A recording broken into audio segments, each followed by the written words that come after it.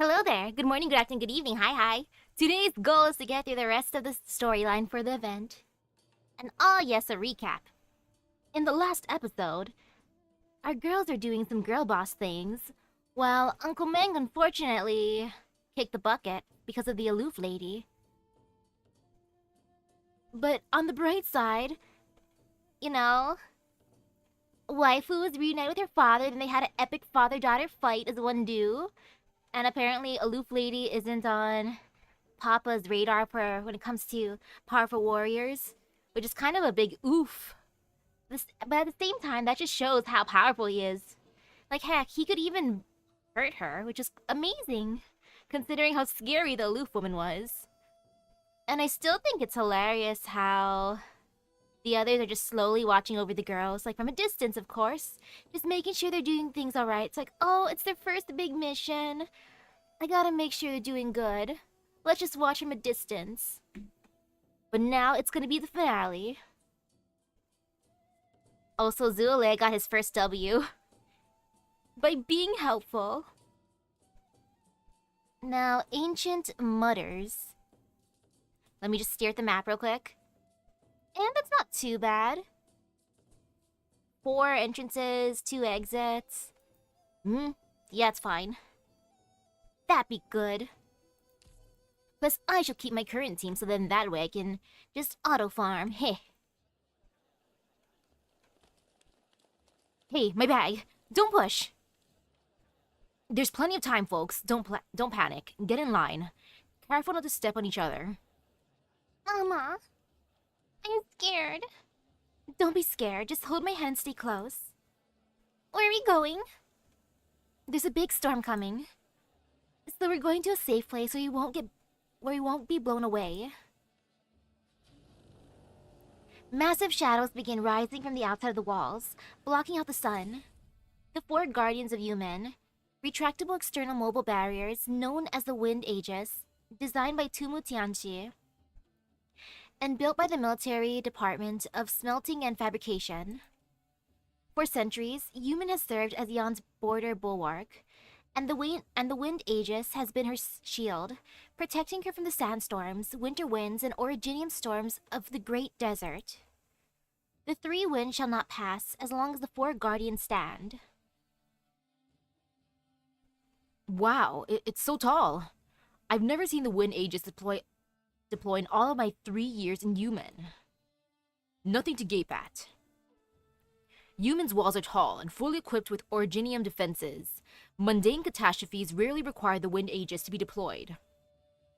But it's not entirely unheard of. However, this is the first time that we've had to move half of the city's population, as far as I know.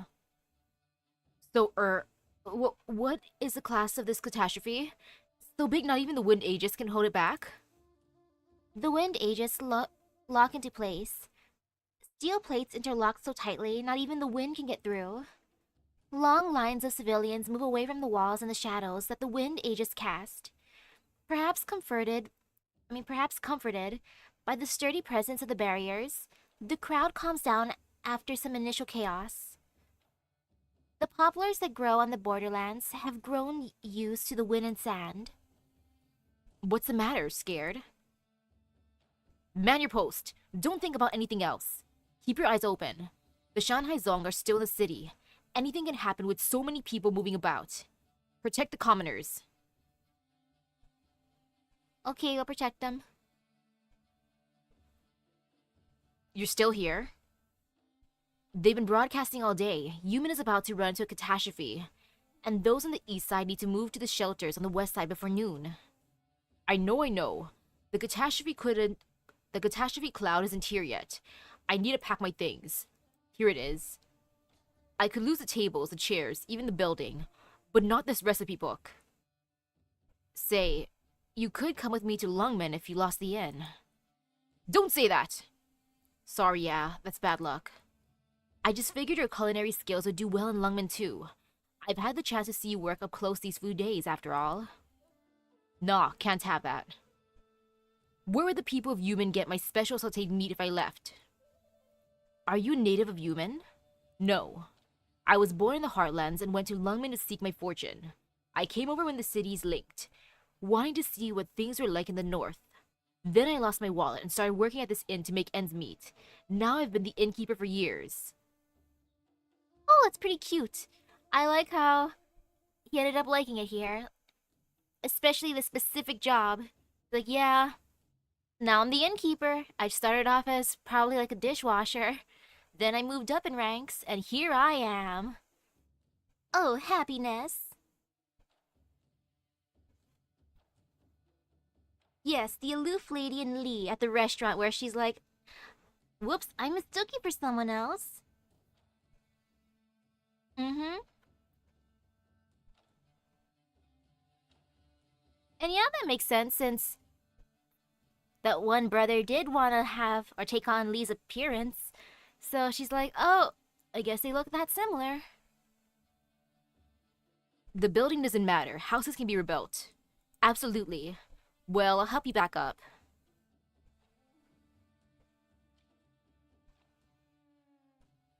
The winds are calm. The dark, ominous mass of air is clearly visible, even from a distance, darkening part of the sky. The catastrophe does not seem to have moved, but the temperature is rising. It is as though it is waiting for a gust of wind before lashing out at the city walls. Phew. Come to watch my brother's duel, General. Catastrophe preparations are already done. The Grandmaster wants to see whether that one is worth his trust before the catastrophe strikes. I can't miss this. Still, it seems absurd to determine the sword's ownership in this way. You've been at my brother's side for decades. Would you not trust his choice as a friend? Friend. We have fought side by side, but we never have been brothers. Neither sword nor spear, nor gun nor cannon can harm your kind. How could you truly understand the camaraderie of man? You remain outsiders to it all. Outsiders? You could say that about me, but it seems unfair to apply it to my brother. Man and beast are different. This has never changed. Whatever, old man Zuo Xuan Liao. Me. You know how the Imperial Court views your kind. An alliance can only endure when the two sides are equals. One should not wield power beyond one's control. And I'll make my volume louder later. I can hear my family talking in the distance and it's kind of scaring me. I don't want them to start shouting for me. I'm not in a position to trust him unconditionally, for I am not his equal. I'm surprised you would be so frank. But perhaps you underestimate yourself. Zuo Xuan Liao gazes wordlessly at the great desert beyond. The two shadows there are like two drops of ink on a great scroll. Heaven and earth are silent. It all feels like it happened yesterday. We partook in more than just war. We hunted, drank, and sang together. Human is still human. Why is it that you have worries enough to turn your hair white? Does the sight of those two remind you of the golden days? You say that man and beast are different, but look, a man has chosen to challenge the Great Barrier. Does your heart not race at a clash like that? Loosen that brow of yours. Care for a drink? We could even make a wager.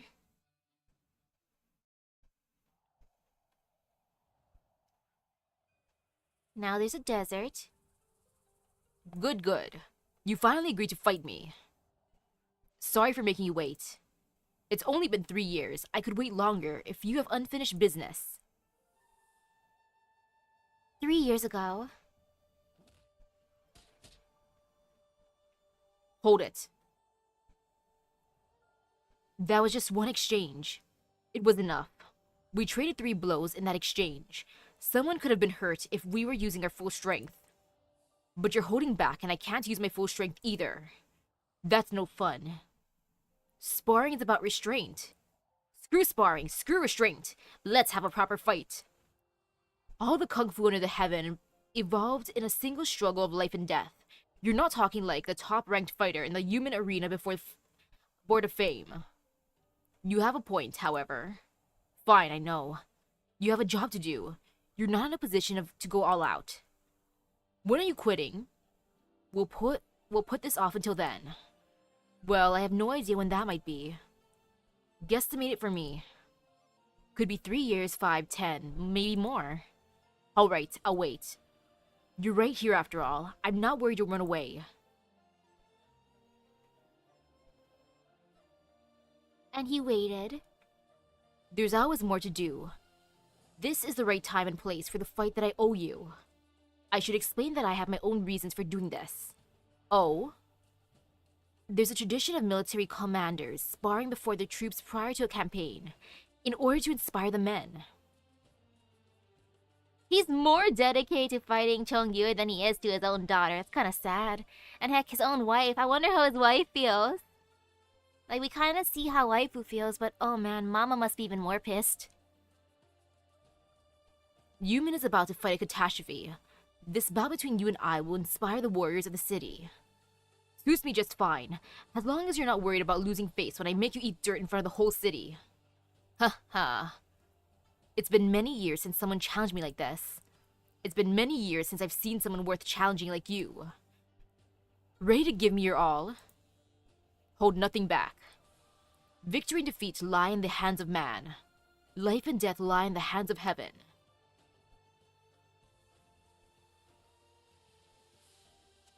Oh, they're watching. Did they start yet? Hey, take it easy, you're injured. I'm a trained kung fu fighter. I'm not so fragile. There's plenty of time to rest later. Miss this fight, and I may never see one like it ever again. It's not that big of a deal. The feline is your dad, right? That good-for-nothing old man you're talking about? I definitely see the resemblance, like father, like daughter. In what way? The way you look before a fight. Like you're gonna eat someone. Humph. I hear that Grandmaster's skills are almost supernatural. He hasn't fought in public in years. Some say that he even invented half of the kung fu under heaven. And I hear your dad defeated that evil woman last night. Who do you think will win here? A silly question. Of course you want your dad to win. That's his business, not mine. I just want to see for myself how big the gap between us is.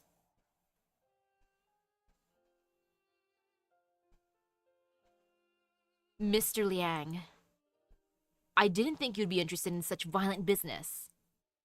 I ought to be here as a friend. I wonder if he achieved his goal of making a name for himself. Look at the number of eyes on this fight. It'll be the stuff of legend, no matter who wins. A lunatic must answer to himself before telling others who he is. We must all answer to ourselves. I was looking for Huai Tianpei before trouble found me. I went back to my old detective tricks and found out a few things. I have a good idea what you're planning. There's probably a reason why trouble finds you. A big brother must look after his siblings. What did you hear? Do you know that the Grandmaster is Ling's eldest brother? Seems like it's being kept a secret. True. Retrieving the Grandmaster's sword is, of course, an urgent matter, but the bigger headache is what to do with it afterwards. You don't want it at Yumin. Perhaps you speak for the Sui regulator. Perhaps it's your judgment as advisor to Yumin. But the Lord Exorcist won't let it go. You needed someone who could take the sword, someone both sides can live with. You just happen to have an oath brother who is a kung fu master, and he just happens to be in Yumin. It didn't take much effort to guide the girl to the clinic where Huai Tianpei worked, in order to ensure his involvement. From Shangshu to Yumin, you always get your old friends to solve your problems. Isn't that a little lazy? Wow, this is all a part of Liang Shun's plan. He is such a secretive plotter. You know, Liang Shun, I applaud you. Well done, sir. Well done. GG. Yan's history has been deeply intertwined with the primordial godlike Fernwoods through an eternal bitter struggles against them. I mean, that makes sense. Yeah, it makes a lot of sense. I don't have many friends. Question for you. When did you start thinking about getting Huai Tianpei involved? Never mind, no need to tell me. No matter how many strings you pulled behind the scenes, it was always his lifelong wish to fight the best and become the best. He might even thank you for setting the stage if he knew. We're all doing what we wanted to do, even if things don't turn out the way we want. After all these years, perhaps he's the one who's closest to his oldest dreams. Achieve the one thing in life. Easy for him to say.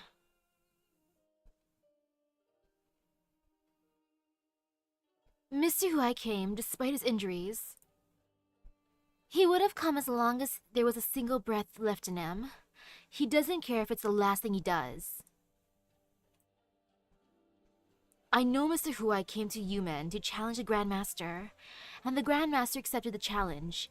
The Grandmaster has spoken of it from time to time, and I can tell you that he's no less looking forward to this than Mr. Huai is. All Kung Fu fighters thirst for a good opponent. It's an obsession, a strange one. It's natural that you don't understand. It's the same reason you follow the Grandmaster. You can actually be kind of astute at times, you know that? I'll head down now. It's two masters at work. Nothing in your records will come close to what you are about to see. I'll try to be detailed. Just keep your distance. You don't want to get hurt. Of course. Cute. Earlier that day... Today's the day, isn't it? Are you ready? The veterans say Yumen has been through many crises in the past, but nothing on this scale. Not even you know what's going to come of it, do you? Things are more complicated than meets the eye. From Jiangqi to Yumen, how many times has she seen danger, seen her life hang by a thread? Yet she did not die in the wilderness, nor did she become like the Shan Haizong. What is it that kept her going? The city has treated me well. I should do something for it. Before that, however, I must answer to myself. You said that you would fight me whenever I felt up to it. I did. Strike me, if you're ready. Chiubai takes a step back, focuses, and raises her sword. She knows that he knows her every move like the back of his hand.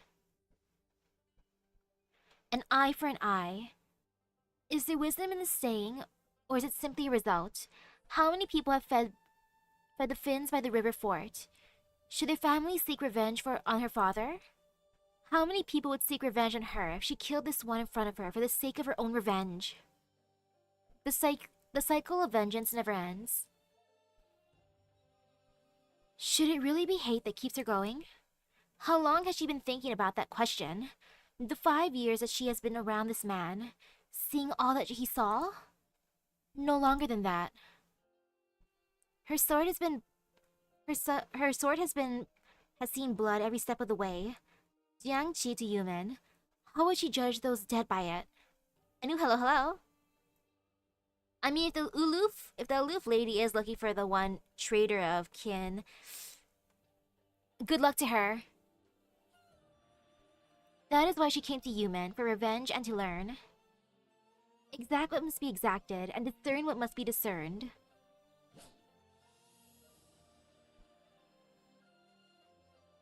The sword is pulled back abruptly. It leaves her hand and falls to the nearby ditch, sending a pack of foul bees scattering in all directions. The violence of the move almost injures her, showing none of her usual grace in practice or battle. Her expression, however, is one of satisfaction. That will do. The sword has been thrust. It couldn't have killed you. Correct. I didn't let go of vengeance because I can't kill you, though.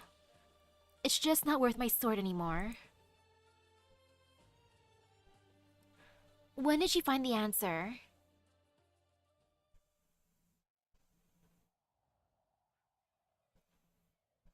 It seems you have made great strides in the past 3 years. We've said too much. Zhang Yue stops mid-sentence. His opponent is injured. A few more words would give him time to adjust his breathing. But he soon realizes that such kindness would be an insult to his opponent. There is no such thing as a truly fair fight. Cast away irrelevant thoughts and give all of her glory. That is what fair is. Let's begin. Guai Tianpei clutches his fist, feeling the lines etched into his palm. Oh man, I wish it was gonna be like a fight where they're both like, healthy. But the fight with the aloof woman was pretty tough. They are the marks of 40 years of kung fu practice, his pride, his very emblem. He's waited 3 years for this fight, but the preparation for it began on his first day studying kung fu. A martial artist always aspires to the top. The wind is still, the world is silent.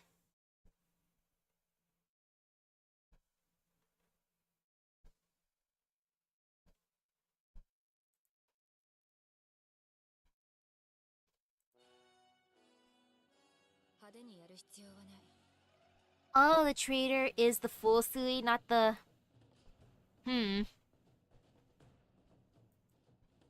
But yeah, she can be angry because of that. Like, even if it's, And okay, this is gonna be a thing. Oh, I hate how I have to do the top peoples. Oh no, that is bad. Oh well, it's still fine. I mean, I could have put people on the floor, but nah. I decided to be edgy, and that's what I get for being edgy. Whatever.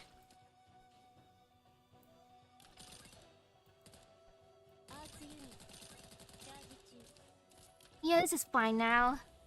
As long as I have a healer out, it's all good. And I'll just put her here. Okay, Susie, help us. And again, why not? Okay. This is all good now. That car is just gonna slowly move.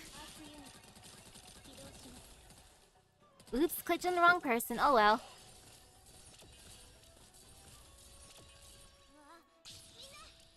This be fine. Yeah, this is all good.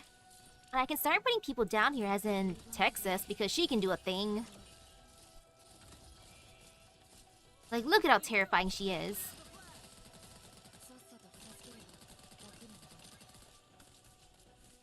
Oh, these cars are slowly moving. Being menacing.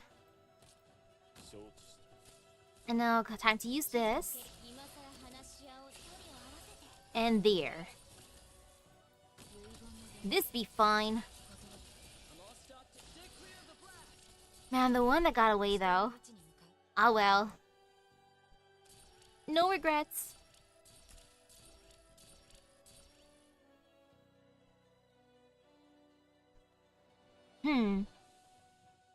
Hurry up, dudes. Keep walking. Or whatever. They're close enough. I can just stick Texas on these dudes. All good.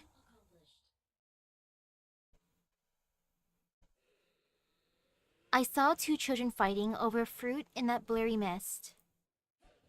They were about the same age and size, but one was quicker and punched heavier.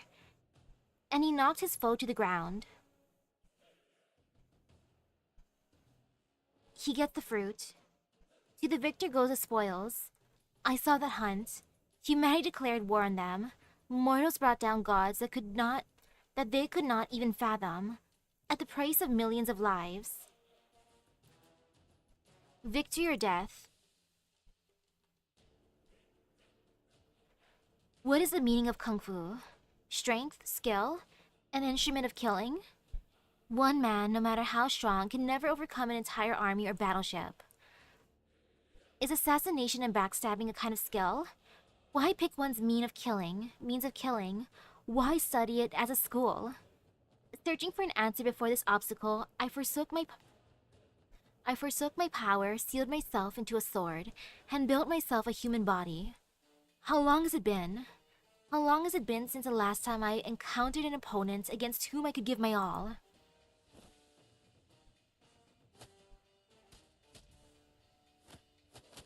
Punch, punch, punch.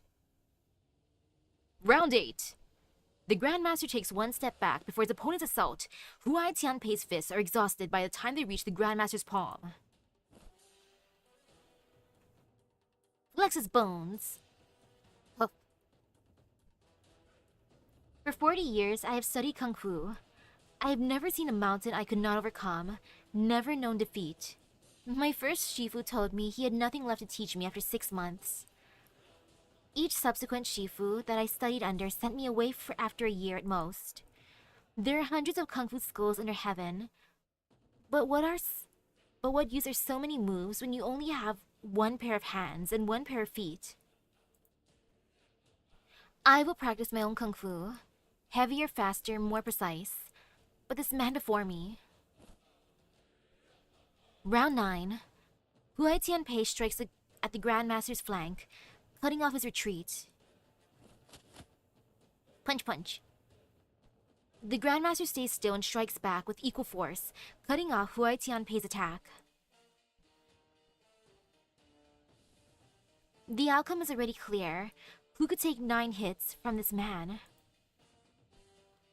If he is a rock, then he is not facing a bigger rock, but a deep pool. A pool with many rocks at the bottom. How can one defeat Kung Fu itself? But he is still standing. Huai Tianpei digs deep into the sand, focusing his mind and breath, breathing out, breathing in. Then he holds up his fist again. Move a mountain to fill a lake. If the pond cannot be filled, it only means that the rock is not big enough.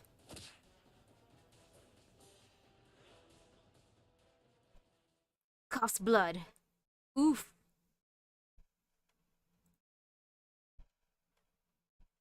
Ooh. Okay, yeah. Fight scenes are fun. I want to see that. I lost. I lost? Round 10. The record keeper's ink brush stops. He does not know how to record this.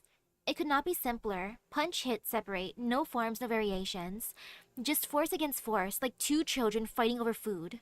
Aw yeah, the ultimate fight of brute force. Anu, hello, hello.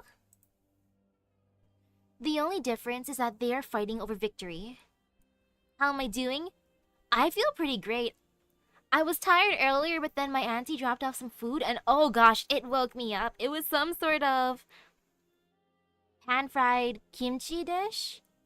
And yo, it was so spicy. It was a mixture of multiple different peppers, and then that definitely woke me up. I'm like, yummy kimchi, and then, oh god, it hurts, and then, delicious, and then, oh no, pain. And then, all good now, because it has fueled me, my burning passion. Anu, hello, hello. He has never seen Grandmaster wince in pain until now. Wind. The Grandmaster has won. Coughs blood. Ha ha ha! Ha ha ha! Looks like you weren't concerned with victory or defeat. How could I not be? You're the first under heaven. Balala took was 40 years for me to get the upper hand on you once. Another 360 years. And I'll beat you and become the first under heaven. True. You would likely surpass me if you had another 300 years. But how can a mortal live that long? It's true that some people have lived 3 centuries using originium arts to extend their lifespans. I doubt that would be possible for Mr. Huai, however. You're the first among men. No need to wait 300 years. Grandmaster, Mr. Huai has fainted. Well, Huai got his goal. He's like, yes, I did the thing against you. It's not entirely one-sided. I still did one good thing, and heh, that's a win for me. Or a slight W. Take him back to the barracks. Treat his injuries.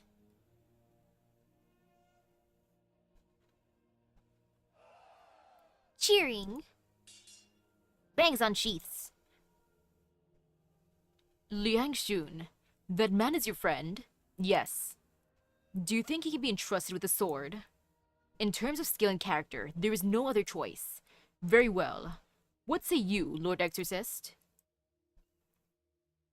Zuo Xuanliao says nothing. He gazes at the battlefield below. One lies on the ground, one is standing. The outcome has been decided. But the soldiers continue to bang their swords on their sheaths, a tradition among human soldiers when they watch a demonstration. It was a rare sight, a life of death and struggle on a great battlefield, under the raging winds of sand. Yeah, that is a good praise. Like, if they had more or less like an equal amount of time of life, or heck, not even equal. He said if Huai had 300 more years, he would definitely catch up, even with that big advantage or that big time difference. Even the sickly general feels his heart race. How many times has he fought alongside him? Has he ever fought so hard against any other foe? If there is one to whom he can entrust a sword, it should be... The catastrophe. It's coming.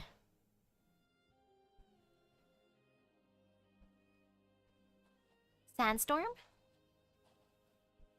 I'm back, Shifu. Yeyun limps towards a small mound by the nomadic city's route. The grave is new with a few poplars on each side that she planted to mark the place. Fortunately, it is close to where she thought it would be. The city has not traveled far.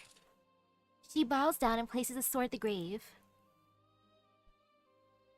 I said I would bring the sword back. I did it. I went to the forge, saw the blacksmith, and the old pagoda tree. The city is very different from how I imagined. Is that a place that can be called a home? Why are people not afraid to live on a great moving plate? They're not afraid that a catastrophe would destroy their houses, not afraid that they won't have food or water. I don't understand. I don't understand the people in the city or you who left the city. I don't understand what kind of person he is. He is brave, strong, invincible. He is foolish, pathetic, alienated. You held his sword. You were close to him. The voice feels far away. Is someone speaking to her?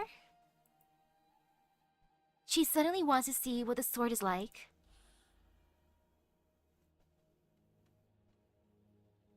I'm leaving tomorrow. The borders have been peaceful lately. Things should be fine even if I'm away for a while. Such a hurry?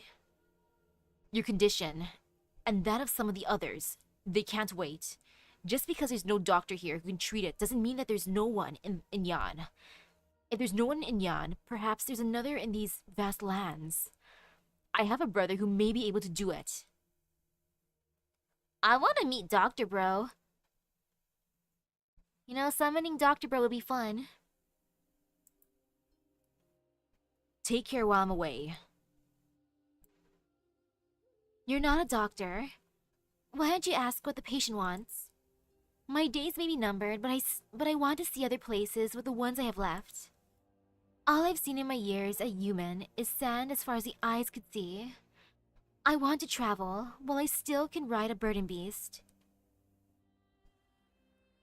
To see Shangshu's famous mountains, taste Jiangnan's famous freshwater chestnuts. With someone, hopefully. You're sick. You need to stay put. What do you know about being sick? You've never been sick or injured, have you? Not only that, we've known each other for so long, but I've never seen a crease appear in your face. We're not the same. I'll be leaving. Don't think too much. Get some rest.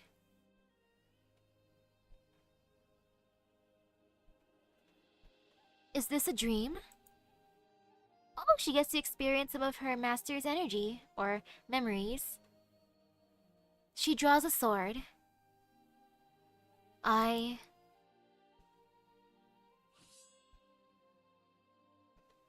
The ancient sword leaves its sheath.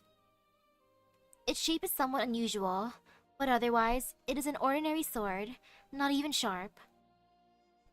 Through the blade, she sees the clouds in the sky and the shadows of the sun.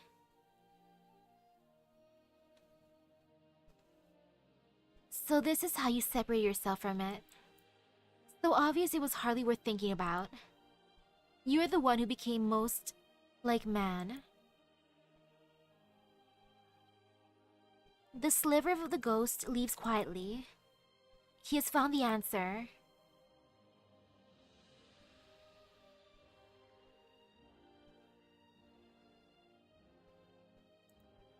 I must go.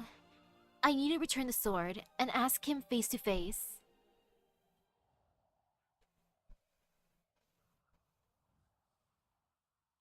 Why are you sleeping on the walls, Miss Ling? A catastrophe is coming. Get down and get to a shelter. Leave this to us. What's the situation? The 4 guardians have been deployed, and as have the sand filters and originium scrubbers. They are humans' first and firmest line of defense. Given the size of the cloud formation, however, the 4 guardians will not be able to completely shut the storm out. Dust and originium particles that get through will form a secondary storm. The scale will be equivalent to a small catastrophe. Following the evacuation, all the plates on the east side have been retracted to avoid impact, but the places of the inner city are immobile and will be impacted by the secondary storm directly. How many are you? The Imperial Astronomical Bureau has 12 casters stationed at Yumen. How are you deployed? 6 here, 6 in the inner city. Are 6 enough to protect the inner city? The Lord Exorcist has deemed both locations critical. The Imperial Astronomical Bureau will do its best. Go to the inner city. Leave this place to me. The danger is the same. Go. Thanks, Ling.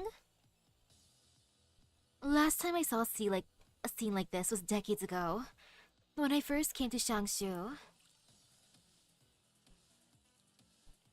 Newman doesn't have brews, as refined as Husong and Guixing. But Lie Daozi is good stuff. Heavens, look at the scene you're treating me to. A toast to you too, Heaven. Ak, there's no goblet for me to throw right now. A crack of thunder so close it makes everyone's heart skip a beat.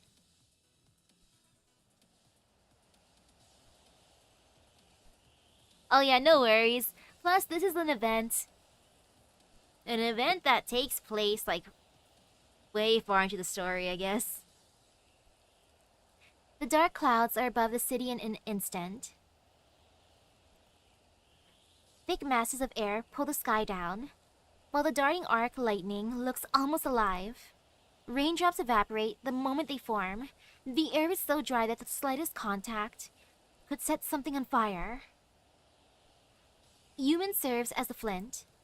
A single sight as far as the eye could see. How overwhelming, how terrible, how magnificent! Come. The lantern lights, the poet stands up and drinks her fill from her flask.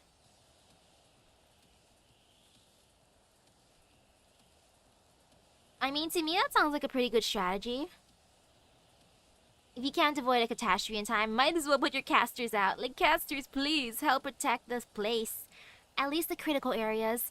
If some of the places that aren't critical take damage, it's fine, we can rebuild, but otherwise... Yeah, critical areas need the most defense. The sandstorm and thunder rage as earth and heaven become one stage. Throw a goblet into the setting sun, toast the tower with sand overrun. All of heaven and earth in the flask.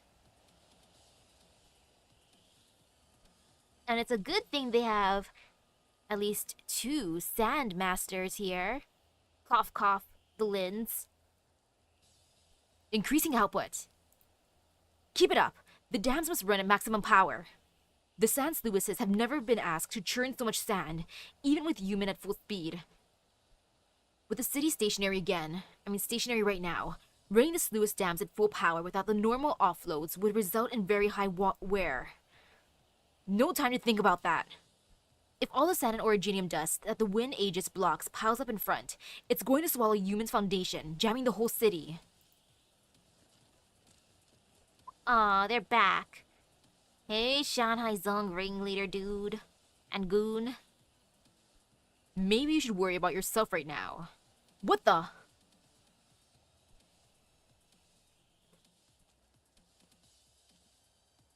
The sky is unrecognizable. Mr. Jing, why are you here? Everyone should have evacuated to the west side. I came back. Those Shanhaizong Wang Badan are using the chaos to sabotage our catastrophe defenses and harass the people. We caught them in the act a few times. That's a job for the patrol battalion. Can the patrol battalion deal with the catastrophe and the Shanhaizong at the same time? Why do we carry swords if all we can do is hide at a time like this? Good job, Mr. Jing. Step up. Hey, I help. Oh, it's the tourist guy who was talking about the drama that was playing at the inn earlier. It be he again. You're a tourist. There's no need to. Yan saying, repay drop of water with river. You buy me many drink, I repay. I like your spirit. Alright, hop on. But what's most important to Zuo Xuan Liao? Protecting human. Catch. Freshly brewed Liadauzi. The old man said to give you guys a treat. Mr. Meng was... No need for any of that. All we need to know is that he died at the hands of these Wang Badan. Pah! These Humanites didn't forget to take all their valuables, even when they're fleeing for their lives. But there are a few jewelry shops in the street. They can't very well have taken all of it. You can't pass up a little looting, can you? I can't blame the one that's greedy. Honestly, in games, I love looting. Looting is one of my favorites. The other team has gone to close the Sans Lewis's. Don't forget the mission. I would never. But they're ready for us. A bunch of ruffians who haven't had a real fight in 20 years, satisfying themselves with fighting the ring for show. With fighting in the ring for show. Useless rabble. Here they come. An impressive sounding name won't change the fact that they're a bunch of thieves and bandits. Useless rabble. They're spreading out and trying to cause as much chaos as possible. Don't let them get away. I need a group to cut off Kangqing Street. It leads to the west side where the civilians are. I go. We'll have a drink and kill some bad guys.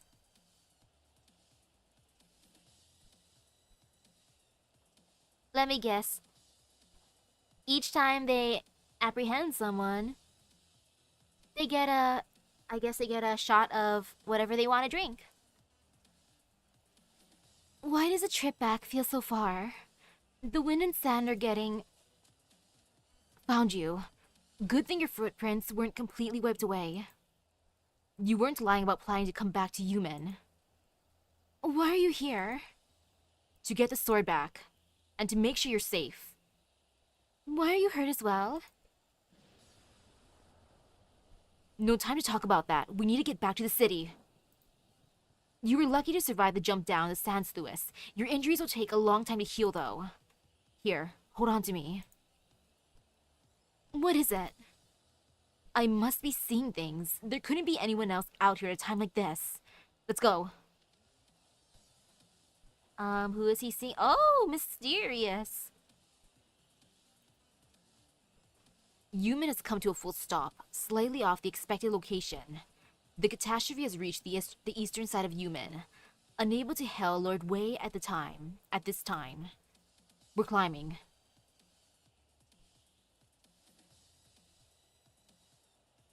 Though the path may sever, let not thy spirit falter. Spring chill presses armor, autumn frost dapples Yumen's barrier. That long dream laments ere and now.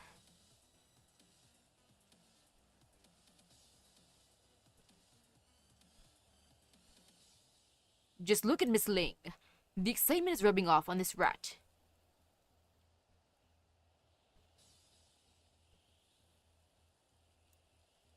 They want to close the Sans Lewis's. They know how important it is right now. Do the Shanhaizong have people with engineering expertise? Sneers. You can jump now, or I can throw your corpses down after I kill you. Miss Chiu? I heard Lord Zuole come here. I heard Zuole come here. So I thought I would help out as well. Looked like I came at the right time. You? Shan Haizong once sent an invitation to the river fort of Jiangxi, but we didn't get a response. How ironic that you've chosen to take the side of the Yanese army. Oh, he wanted to recruit her. Understandable. You're well informed. Of course, we pay attention to those who walk our path. Hello. Cut the crap. Have you forgotten that you came to Human for revenge? Good question. Unfortunately, I've already found the answer. She raises her sword again. This time, there is no need for her to pull back. Bunk.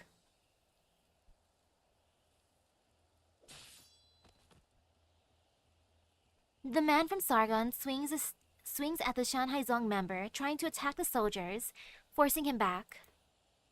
His Yanese is mediocre, but his attack is clean, powerful, pragmatic. Nice. So you weren't exaggerating back in the inn. You've got a couple of tricks up your sleeve. No couple of trick, only one trick. Grandmaster taught me when he came Sargon, but only one move. They're still not backing off, even after losing so many. Are they not afraid to die? What happened? It's the sound of the storm impacting the wind aegis. Be careful. This is a bigger catastrophe than any human has encountered before. And yeah, I can hear it kind of. I don't like making it too loud. Like, how would I describe the volume? Well, based on speaker volume, it is currently at 22. I normally keep it at a nice 12 or 13, so it's technically louder than usual, but still not super loud. Like heck, even on my phone, I keep my volume at maybe like 1 click or 2 clicks. Occasionally 3 when I want to drown out sound, but otherwise either mute or close to nothing. I don't even want to think about the Imperial Astronomical Bureau casters who are taking the full brunt of it. The catastrophe is raging. They have their hands full dealing with it. Don't waste time here. Take these ones out and retreat to the evacuation shelters on the west side. Gotcha. Where do you think you're going? We knew you were coming this way. Round them up. We'll leave the catastrophe to the Imperial Astronomical Bureau casters. These Wangbadan are ours.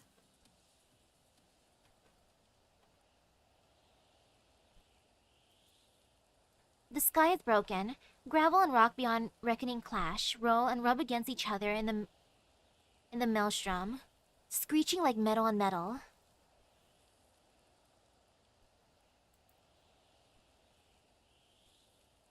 I would have more fun.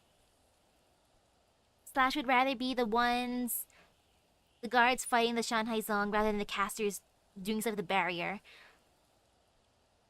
I hate the feeling of being in a sandstorm, like just like a normal sandstorm, not like a crazy one like this. Like sometimes it's really windy and then the sand pelts the skin and it stings like crazy. Like holy cow. It's not a fun feeling. The storm bears down on the tower, then hits a wall of arts.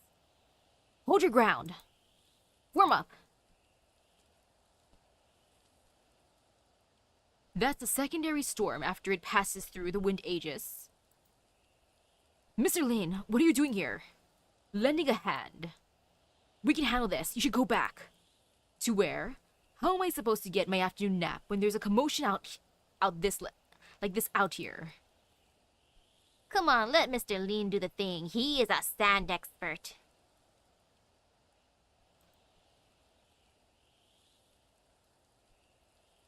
The originium scrubbers in the inner city can stop the particles from spreading, but the impact of the storm itself must be met with originium arts.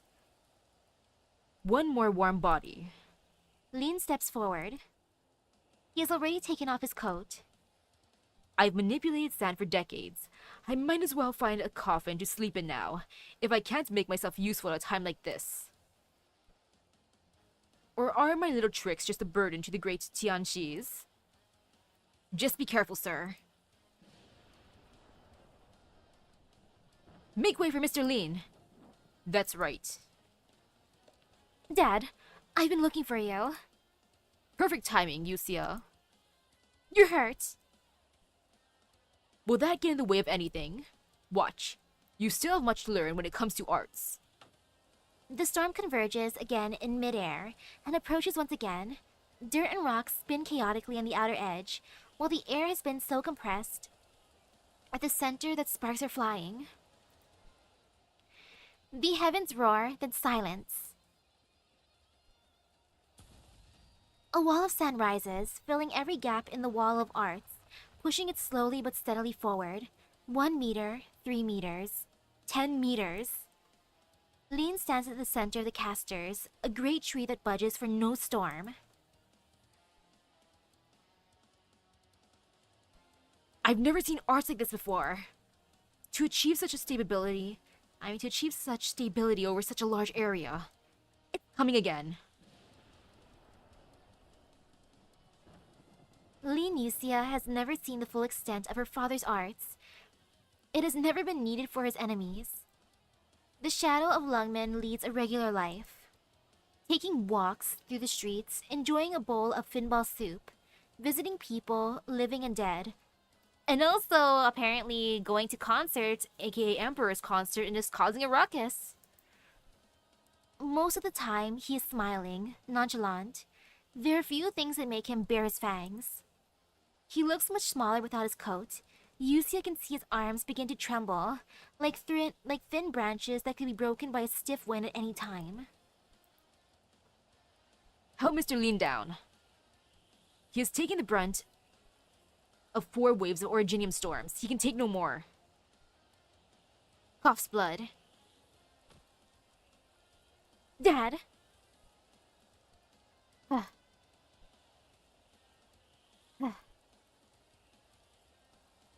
I just hope this will be resolved quickly without delaying your trip to Victoria. It's not your own choice if you haven't seen another path. Those are the kind of things Dad always said. Lin Yusia did not want her father to set her path. Perhaps she has not made a decision yet. But Dad is already old. He was not joking when he talked about retiring. When the old fall, it is time for the young to take their place. The logic is illogical, yet immovable.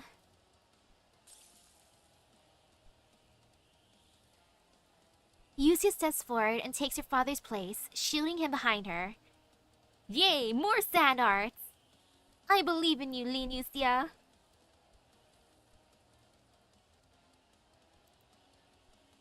These 6 casters...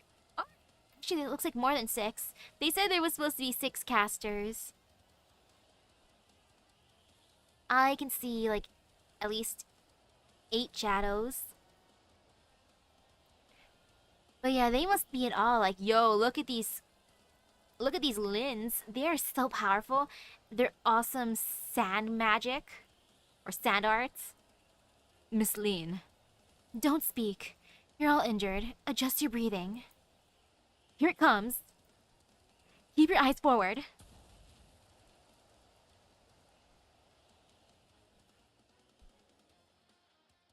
Man, that must be cool to see. I mean, not cool to experience, but a sight to be seen. And now hibernate. No fear. Let me just stare. Do I want to farm this? I kind of do. I only have 71 of these components. Meaning I shall attempt without bringing out a friend unit, so then that way I can maybe auto it.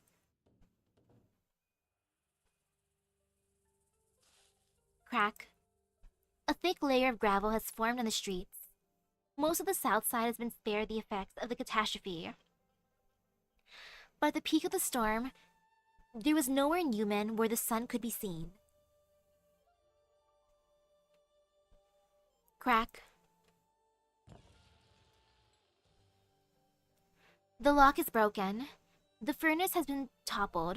Rocks scattered everywhere, the yard littered with broken bricks and tiles. The masters of the house will never return to clean this up. Yet the tree still stands. I wish we could see the tree here. Grandmaster, thank you for coming here to the Sword Forge. The sword has been found, but she insists on returning it to you personally. I need to talk to you. Go ahead. It's been more than a decade since I was last here. It's like coming home, even though we're in the same city. About Mr. Meng. There's no need to say anything. He knew it was wrong to put the whole city in danger. I reckon he had planned to atone for it from the beginning. Still, my ill-considered actions have alienated the Jianghu heroes of Yumen. I will speak to my father and accept any discipline once the crisis has been passed. And I will indemnify any losses suffered by the Sword Forge, as well as the cost of any repairs. Lord Exorcist is fair and just. He will give them a proper answer. However, the events that transpired were sudden, and some misunderstanding is understandable. As for whether you lost your common steps out of bounds, I will let you be your own judge.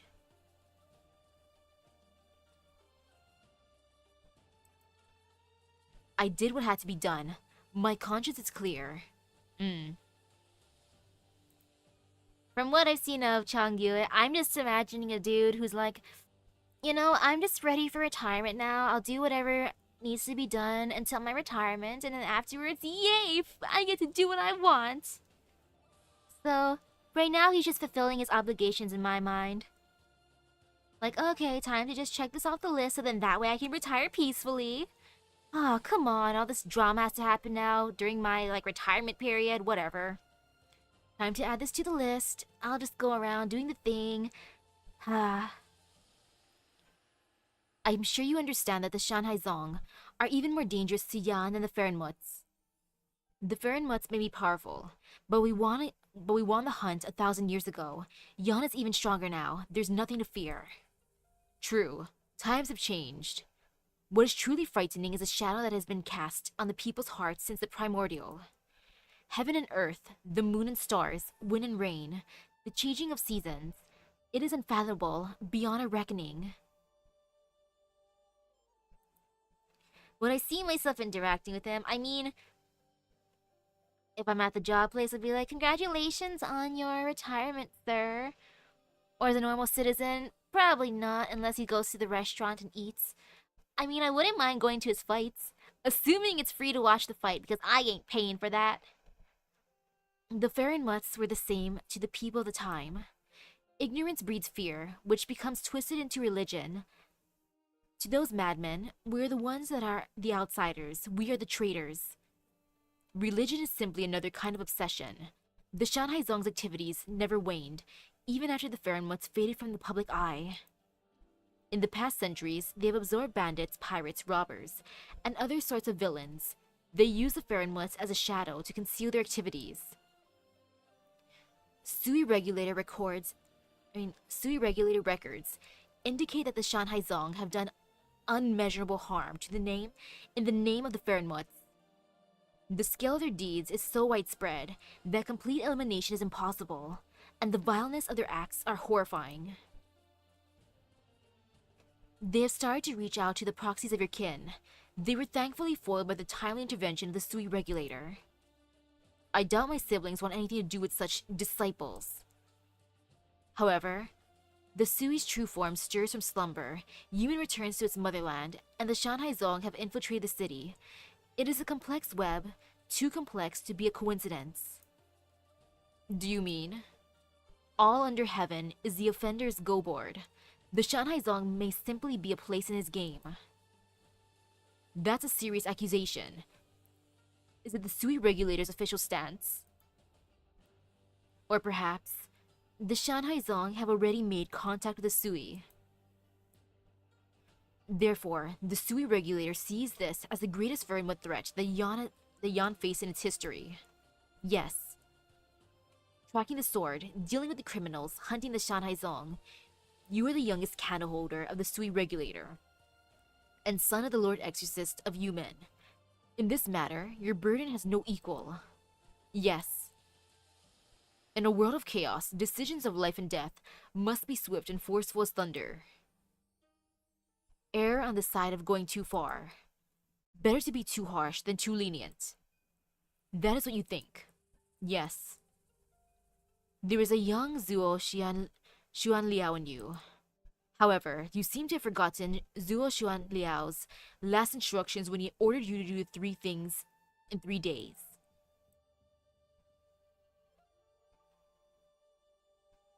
Keep the secret and do not disturb the people. What was the ultimate goal of the Imperial Court when the Sui Regulator was established to deal with the Fairmont matters? Why has the human returned to the motherland? Its survival at stake. It's for the people in the city right now. The people whom you brought back to the camp. For Zuolei's burden, huh? If anything, his biggest burden is getting rid of all them all them L's. He gets too many L's. He needs more W's. For all the people. Never forget what all you do is for.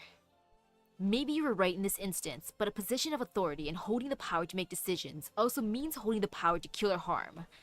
Some mistakes can never be undone. Though it shouldn't have been me to tell you all this. Thank you for your guidance, Grandmaster. The catastrophe rages on. Go and help.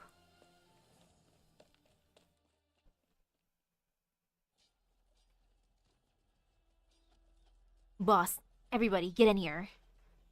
This out-of-the-way alley is a blind spot in the patrol battalion search routes. We're safe here for now.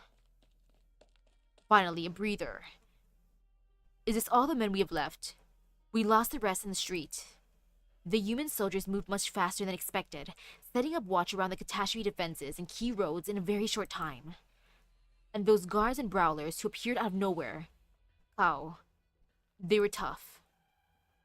What about the DBs we sent out? None returned. The other groups are probably no better off. If they were captured alive. A rabble of greedy crooks who were recruited to not leave a trail to begin with. They won't give away anything important. We've done what we came for. Let's go while we still have the catastrophe before human can cut off our escape. By the way, where's the master? Where is she at this crucial time? She's...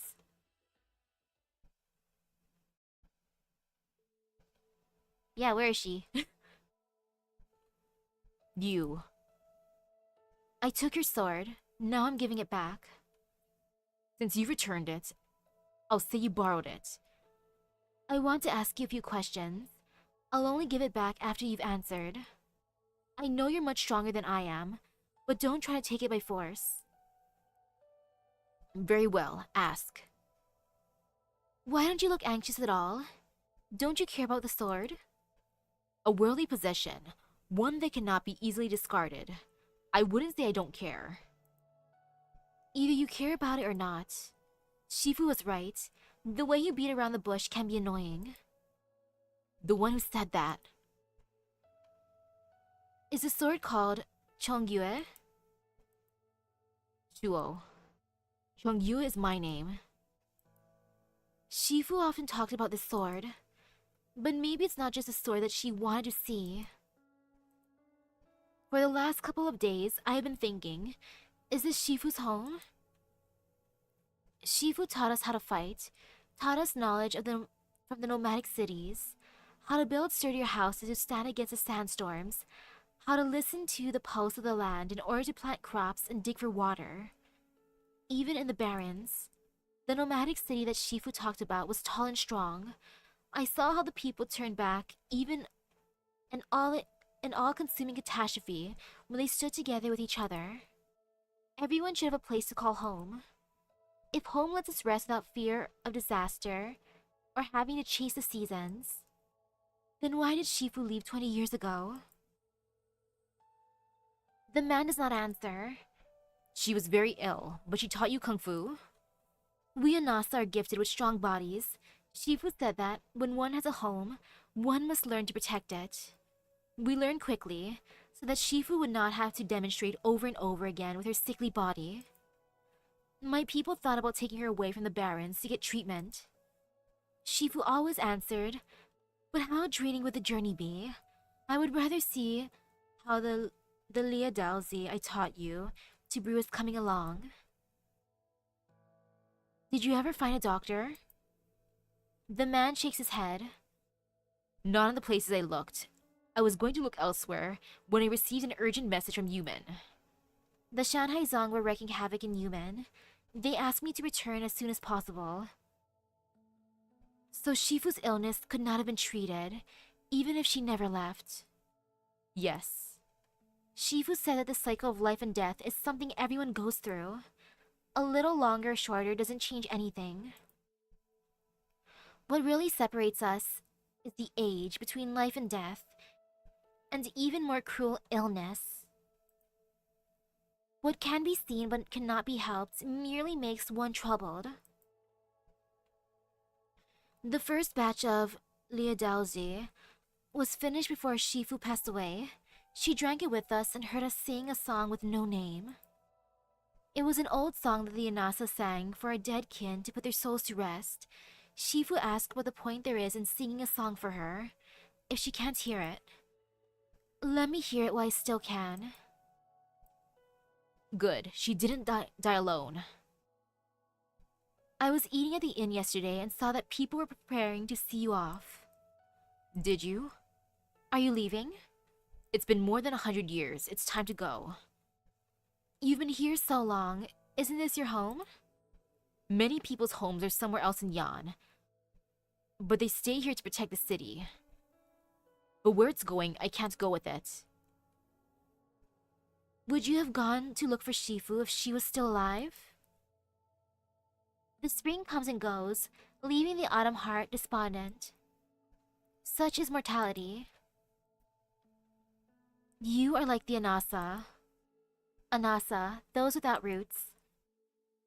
In ancient sarcasm, maybe. The words and intonation are indistinguishable from a native. The Anasa girl knows, however, that he is not one of her kind. He has simply gone to many places and met many people. Forget it. Here's your sword. I have nothing more to ask. The man never answered any of the questions. He neither answered nor dodged them. The Anasa suddenly understands how her Shifu must have felt when she left. I'm going home.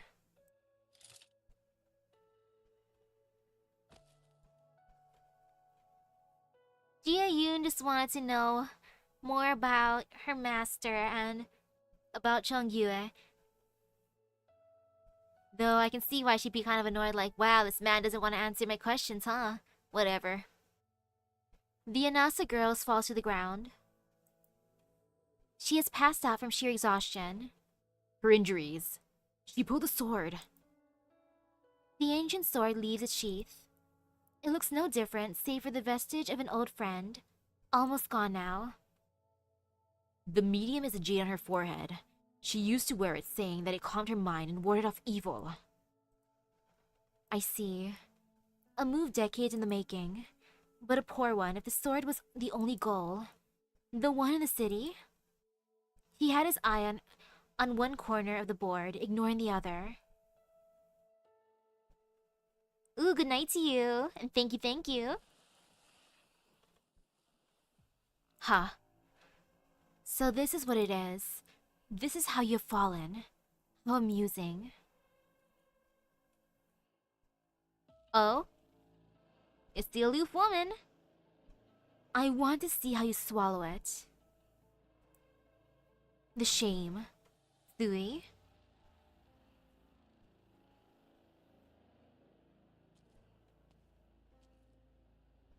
First the Lord Exorcist's tent.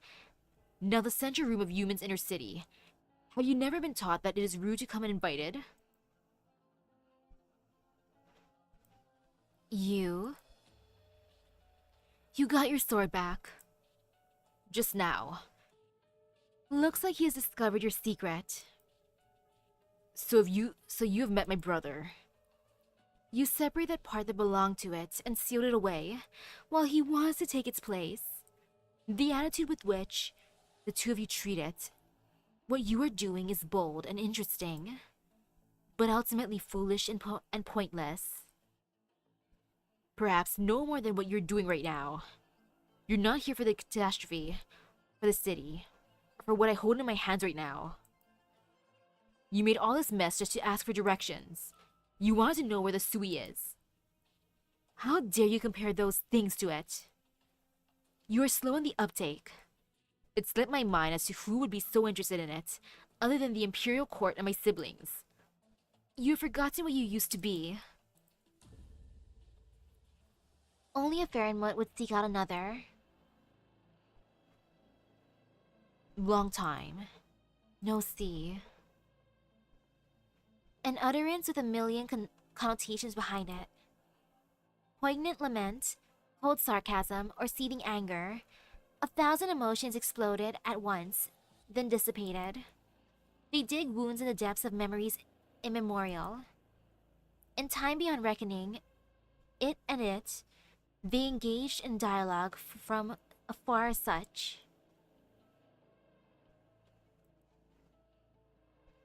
I came back to this land to settle our debts.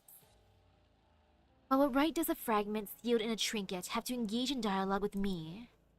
I want to see you as who you truly are. There's something I'm curious about. You fled after the hunt, not to be heard of from all these years. Why have you chosen to return to Yan at this time?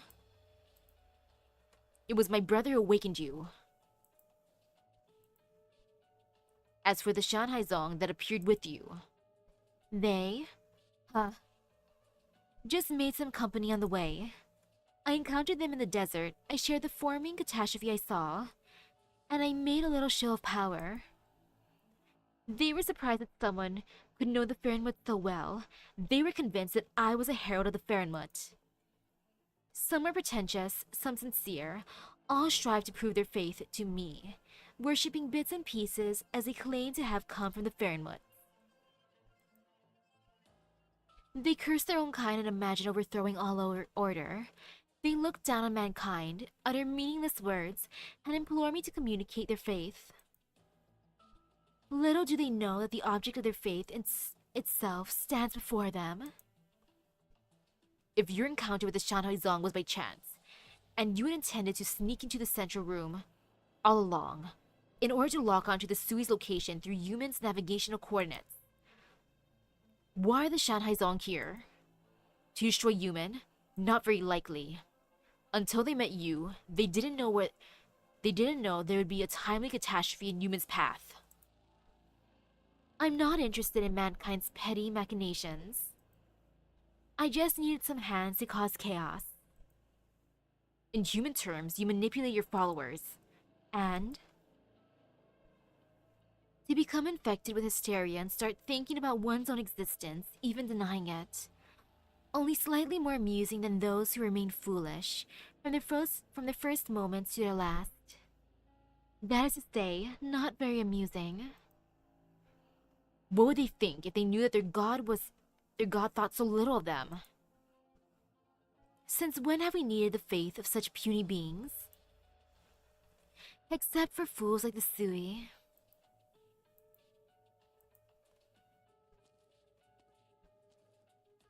Leaving so soon? I spared some time for you only because you are its fragment. I've already wasted too much time. I should have realized the other day when we fought. The scent of flowers and the sight of spring were too real to be achieved by Originium arts. Sui regulator records speak of a beast by the name of Ya, who cuts away the seasons and holds them at its bosom. You have its memory, yet you dare call me in the human way. Ya? What a disciple name. Just like Sui. Cuts away the seasons? Humans measure time in such silly ways. Ooh. Oh, now they're on a boat. It is no illusion. An illusion cannot be so real.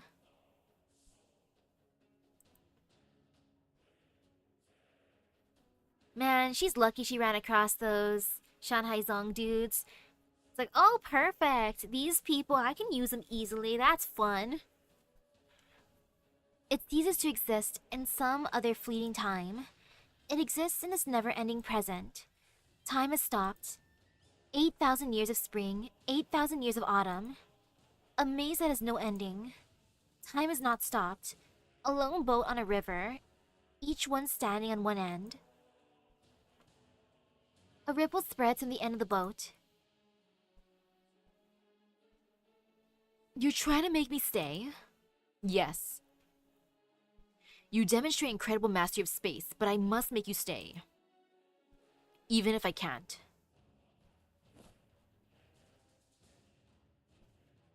I would have left Yumin by now if things had gone according to plan. For you, neither catastrophe nor Yumin can compare to the importance to the Sui. For me, however, there is nothing I can care less about than the Sui.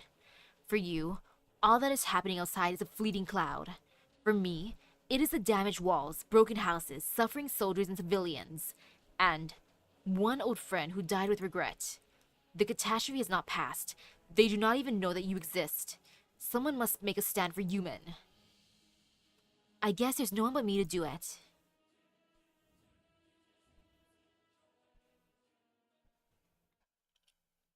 Oh, so the final fight is between Big Bro and the scary lady.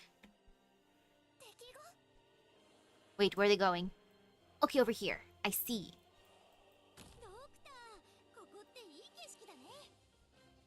This is fine. Until she appears. Pretty much, anyways. Haha, no fear. No fear, no fear, no fear, no fear. I hate that. But it's okay. This be fine. He's slowly walking. Yeah, keep on walking, dude. Whatever, just keep walking. No fear. No fear, no fear, no fear, no fear. No fear. I shall put her here because why not? I just feel like it. And then over here seems cute. That's a cute spot. I mean, either way, she'll face here. Oh, there's Ya. I should bring out healers now. You know, that would be smart at this point. Cause Ya's gonna hurt me. Ma'am, where are you going? Are you gonna just stay down there? Uh-oh. No fear, no fear, no fear. Oh gosh, I can barely see my cursor because of the craziness going on, but it's fine. Yeah, this is fine for now. Oh, that guy's walking pretty fast.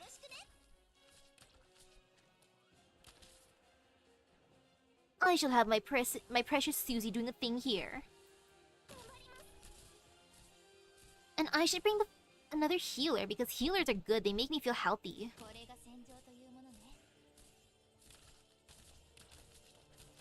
Oh, she can summon enemies. She has the power of friendship on her side. Well, that's adorable.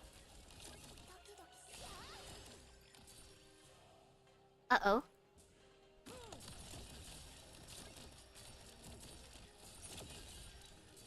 I mean, no, no fear. Oh, I'm so sorry, Susie. You're kind of suffering right now.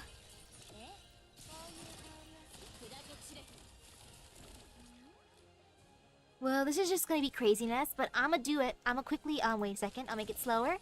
Then, I'm sorry, Myrtle. Bye. Might as well add in another person to attack. Oh no, now she's up. Oops. But nah, it's fine. Go get her, Lin.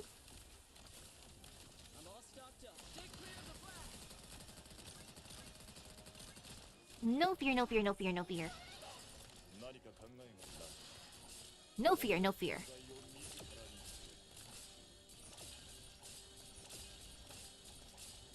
Okay, just time to stare. He'll just be traveling menacingly. Oh no, just gonna do that? Go get her, Lean. Or not, it's okay. You tried your best. Go get her, Ash.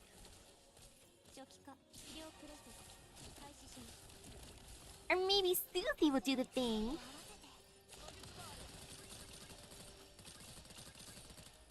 Okay, I think it's all good. Yeah, this be fine. This is my redemption from the other side. As in, the last fight where I let one person get through and it bothered me forever.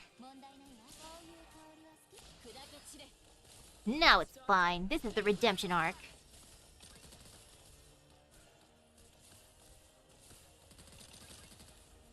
Yay!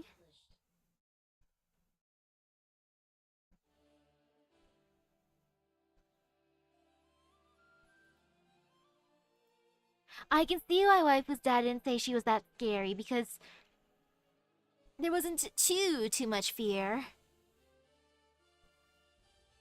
The second long journey through the vast void. Awakening at the end of the journey.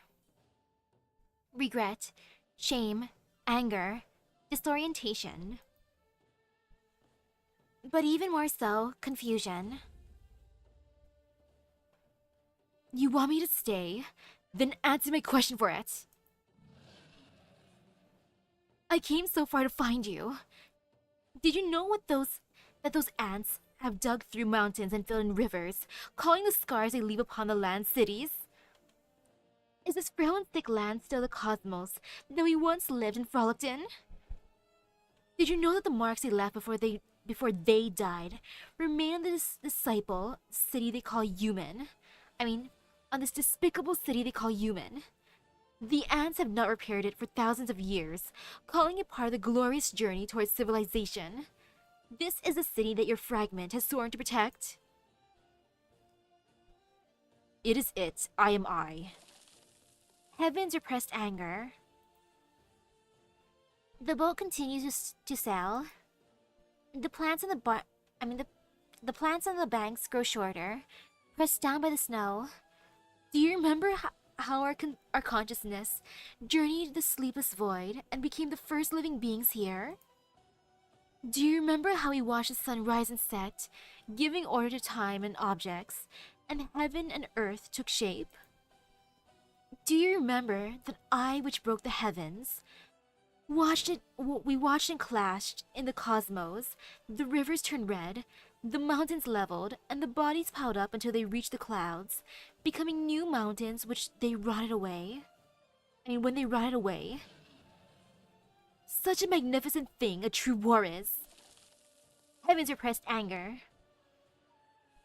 The boat continues to sail upon a river without end. The snow grows thick.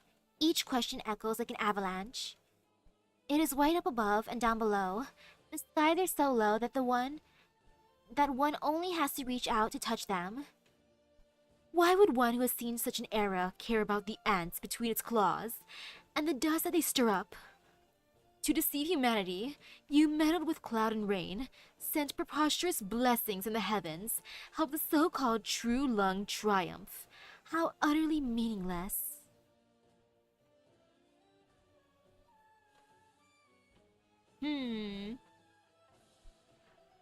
Based on what she's saying, she kind of reminds me of some of like the characters in like Studio Ghibli films.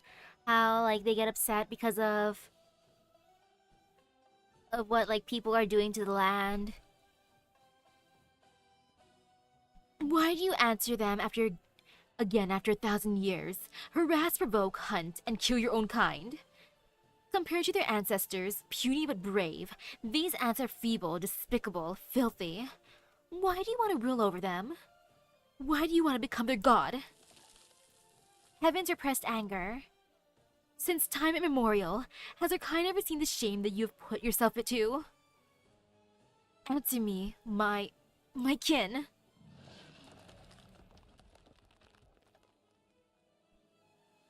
You're angry. In all these millennia of slumber, it has ever been like you are now. Swallowing the shame, chewing upon betrayal, seeking answers. That is why fragments like us were born. But we are not it. I cannot answer your question. I cannot understand your fury, just as you cannot understand mine. Yuri? You will stand for humanity, here? Draw a sword and maybe you can. I'm thinking how much you treasure this dimension.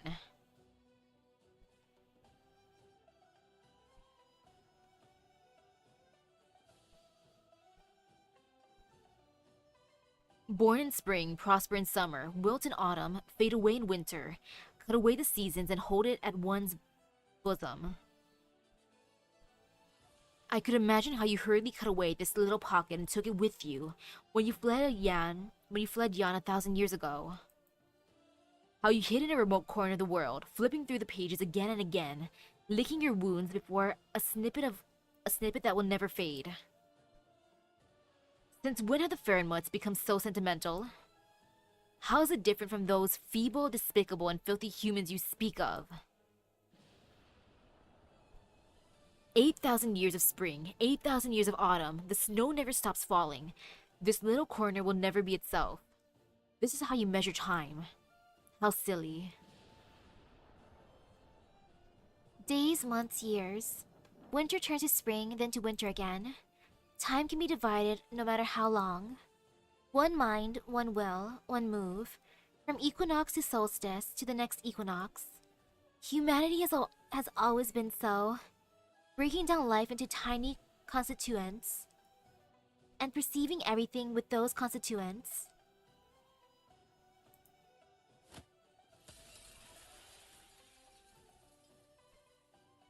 The boat stops. A firm fist connects with Ya's chest.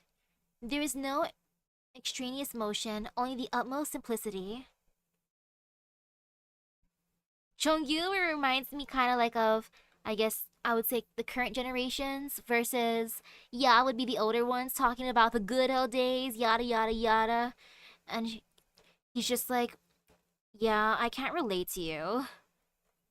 It's like, I'm with the modern times, old lady. Stop it.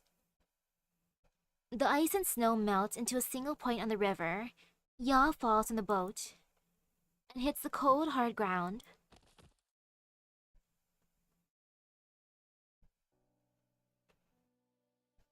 This is what you learned after you forsook its power. You are not it. The man does not speak. He watches a human before him in its last throes. All the living things of the world do not look so different on the brink of death. Why? Haven't you killed me? No point. You can reshape your proxy's body at will. Leave human. We'll meet again.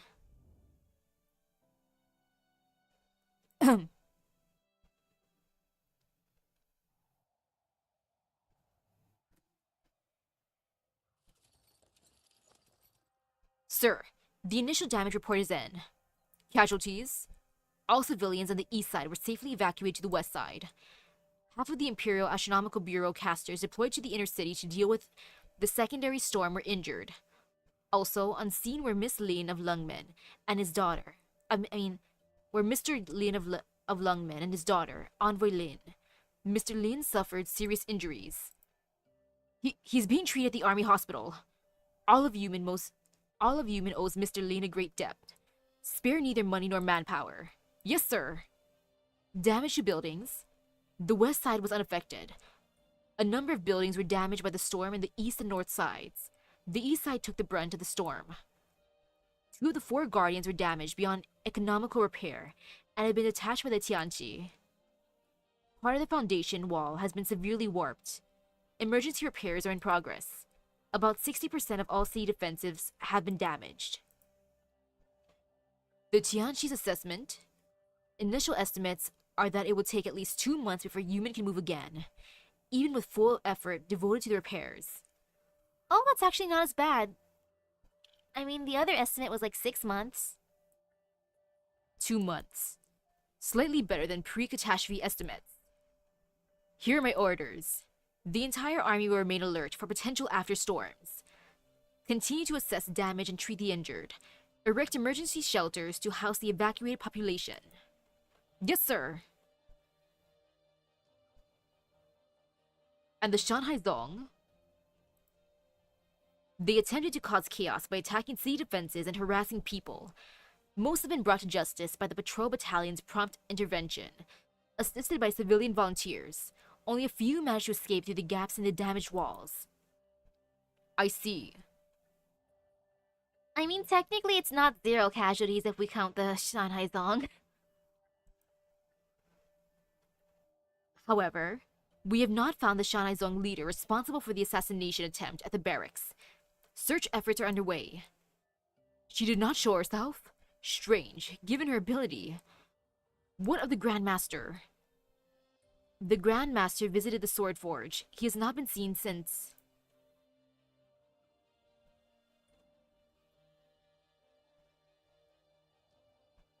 Why'd you give me the sword? I want you to keep it safe. Consider it a request. So this was a sword that all the fuss was about. What is it, anyway? It is too many things. An artifact holding one of the 12 fragments of the Sui, witness to a relationship of love and hate, an old antique sword. A keepsake for our next fight. Just don't let anyone else steal it again, or pawn it for money. Right. Ah yes, let him take care of the sword. I mean, it's gonna be his invitation to fight again, so he can't get rid of it. It's not like he can abandon it like his daughter and wife. Right. Sounds important. Well, if it's too much trouble, I'm just thinking. We don't really know each other that well. I know your name is Huai Tianpei. You have 2 wise friends and a talented daughter. And you're the only one who has ever gotten the upper hand on me even once. Right. I know you're the only one I couldn't beat in my 40 years of training. I'll take the sword. I'll find you after I've trained for another 40 years. Nah, I think it's better to let Ya's body live. That's like more of a spite, especially if the fight leaves scars. Every day she'd see the scar and be like, gosh darn it, stupid Chong Yue. Right. I'll be waiting.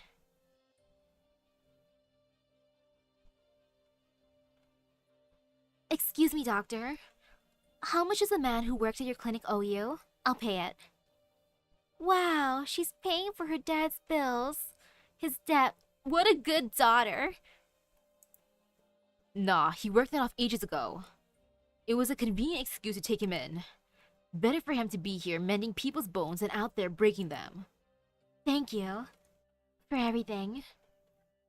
Are you his daughter? Yes. Just found it hard to believe that he had a daughter so polite and well-mannered. No offense, of course. Still, it takes some getting used to, not having him around. How am I going to clean up all the sand by myself? I'll help. Left without a word again? Yeah. Some men never change. I'm not so anxious to find him this time around, though. Looks like you've made your own plans. I have my job at the agency and school, and Kung Fu, of course. He'll get more than just a kick in the chin next time I see him.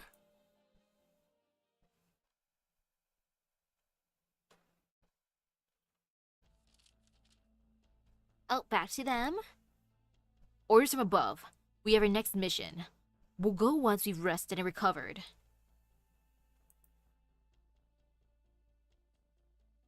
Huai is a good Kung Fu master, but a horrible father. Like, sheesh. Too bad humans survived the catastrophe, while he took heavy casualties. Sneers. The letter burns in the masked man's hand, quickly turning to ash, making a tiny corner of gold even more conspicuous. Paint from a special seal that only top Imperial Mandarins may use. Only 5 people have access to it. The man rubs the seal in his hand, crushing it into tiny pieces that fade into the sand. Our mission was to cause a commotion that would catch the Imperial Court's attention. We still have use for Yuban. It will not do to lose it. That means there's gonna be... someone's betraying from the officials. If only 5 people have access to that seal. We move now. We're not waiting for Master. We could hardly have done this without her.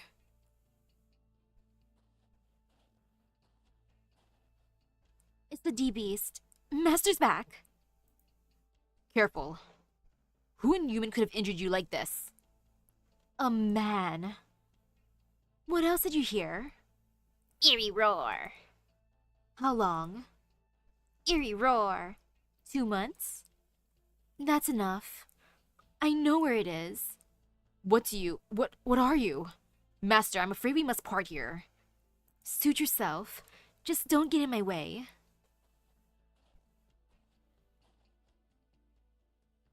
There is always an end to the path, no matter how long. I have felt it since my awakening, growing ever clearer. What they call mortality. The wounds of that hunt will never fully heal.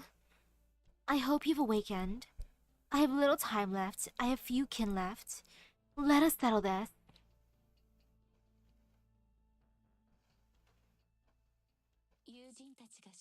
Yep, she'll never heal. Or fully from that anyways, like, gosh darn it. Every day she looks in the mirror or the wound aches, she'll remember Jong-Yu's face. Keep the ploy. As boring as a chess match is, a winner must be determined.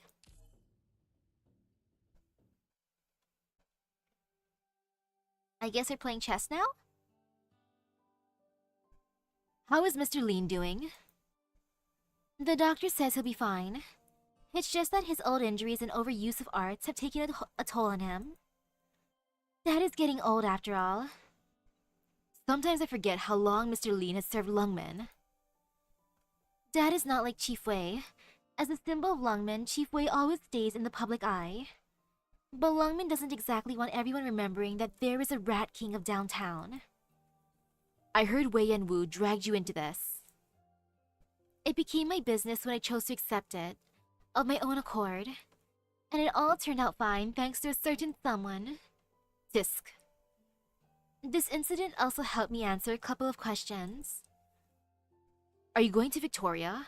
We could travel together. No, my plans have changed. I'm going back to Lungmen. What do you mean by going back to Lungmen? I'm staying. Throwing off your burden sounds nice, but whatever you throw off, someone else has to pick up. Whether one leaves or stays is up to oneself, but someone has to take care of Lungmen. I said that for me, but feel free to take it as criticism if you want. Glad to see you still have the strength to joke. The daughter of the Rat King doesn't have to be the Rat King, but it doesn't mean she can't be. Oh, that is pretty cute actually. That is adorable. Lin Yuxi is a good daughter. How she wants to take after her dad's, I guess, job or business. She's like, you know what? I must step up. I will be the one to step up. Unlike you, Chen. I mean, I wasn't, like, mocking you or anything. She could be a different sort of Rat King. This time, I made my own choice. There are slums in Lungmen, but there shouldn't be. It's a job that someone has to do no matter how many years go by. The times are changing, but no one should be left behind. I believe that when it's you saying it. By the way... What is it? Your turn to Hemin Hall? Have you seen Wei and Wu these past few days?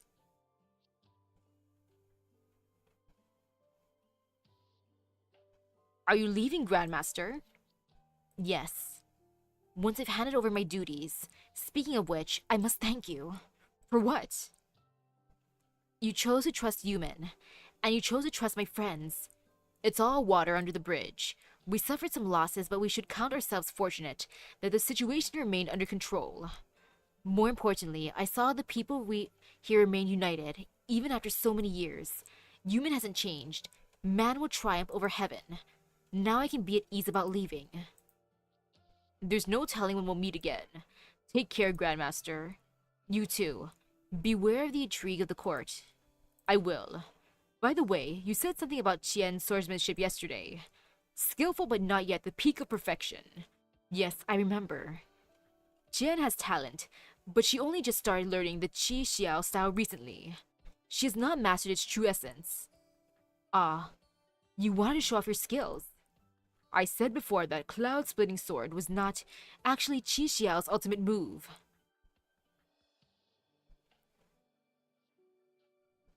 His fingers are a sword. A light breeze begins blowing out of nowhere, creating tiny ripples in the teacup. The ultimate move of Qi Xiao, Heaven's Eye. The form? The Eye of Heaven sees all and nothing. The concept? Only when the clouds are parted is Heaven's wrathful eye revealed. One must free one's mind to learn the form. The obstacle? Let your heart guide the sword, never looking back. Turn around, and the sword loses its sharpness, harming the user.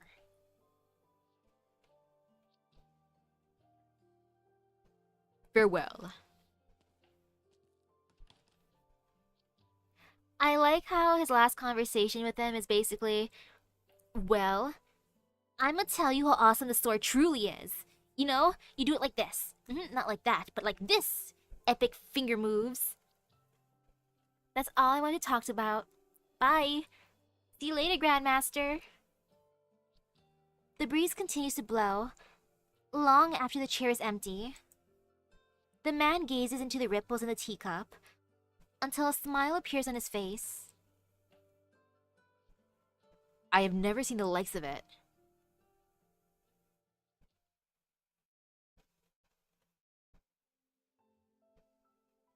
Like, overall, this was a nice event. It wasn't, like, super duper duper depressing, and heck, there's a lot of nice moments.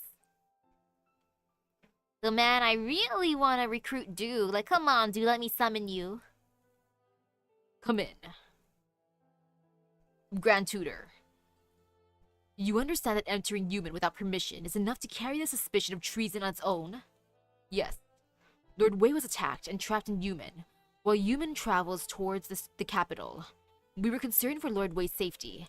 The urgency of the situation did not allow for deliberation. We have nothing but our lives to repay Lord Wei's kindness.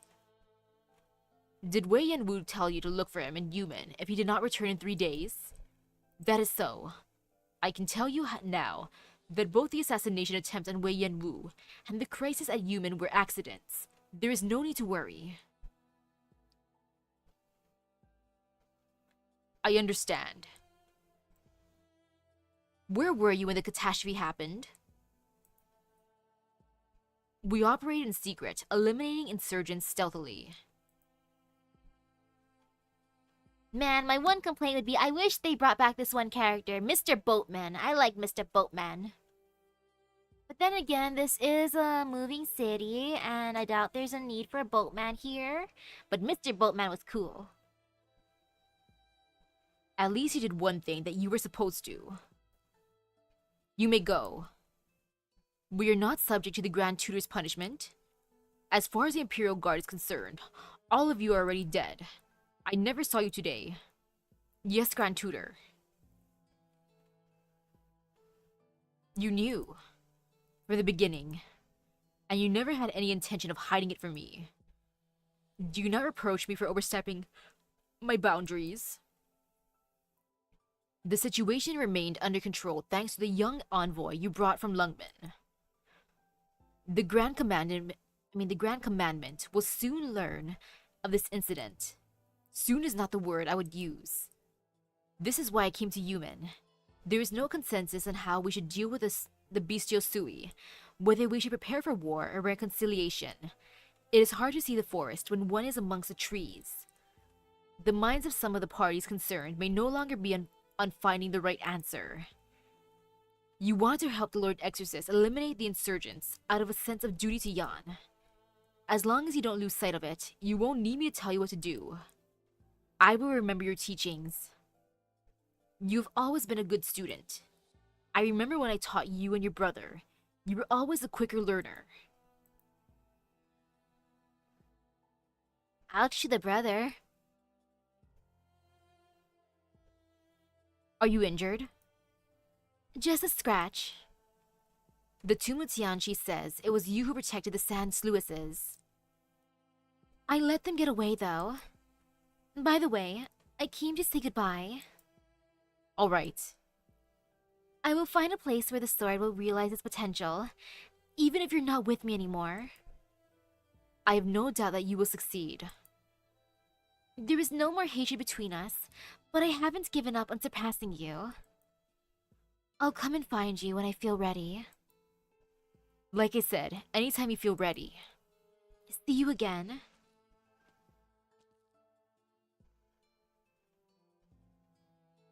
No regrets? What regrets?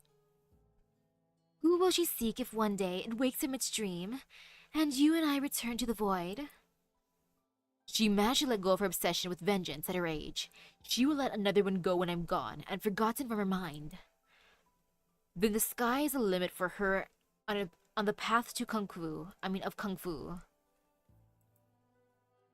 Well, you are the Grandmaster. You're the authority on Kung Fu. Speaking of which, I think you just gave birth to a new legend when you single-handedly turned away the catastrophe on the walls. I was drunk. I have no memory of those events. Sure! Ah yes, on a drunken whim. It's like, I will protect this wall. None shall pass. Let me bring out my little dragon minions. Ah yes. When you sober up, raise another flask. Where will you be going? Where Nian and Dusk went. AKA to Rhodes Island.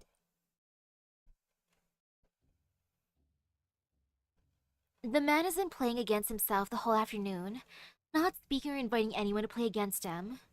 His moves are brilliant, but eccentric. There were a few that confused me. Some Go Grandmaster I've never heard of, but why would he come to a place like Yumen? Oh? A man faces a Go board outside the parlor. He is not playing against a manual. He thinks for a long time before each move, as though locked in a struggle against himself. Black and white pieces intertwine on the rough wooden board, setting into motion a dazzling battle. Do you know Go? A little. What do you think about the board? The battle has been decided in three places. The balance of power is roughly even. But white pieces occupy a large area in the center, with no isolated pieces. It seems inevitable that black will lose by half a point. Look again. I've taught you.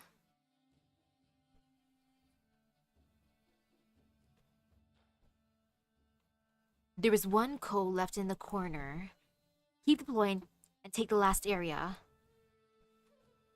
White is spread out, with more to protect. Therefore, more ammunition for my Ko. The match is not over. You won't give up. You'll go on until the winner has been determined. I wonder who he's playing against.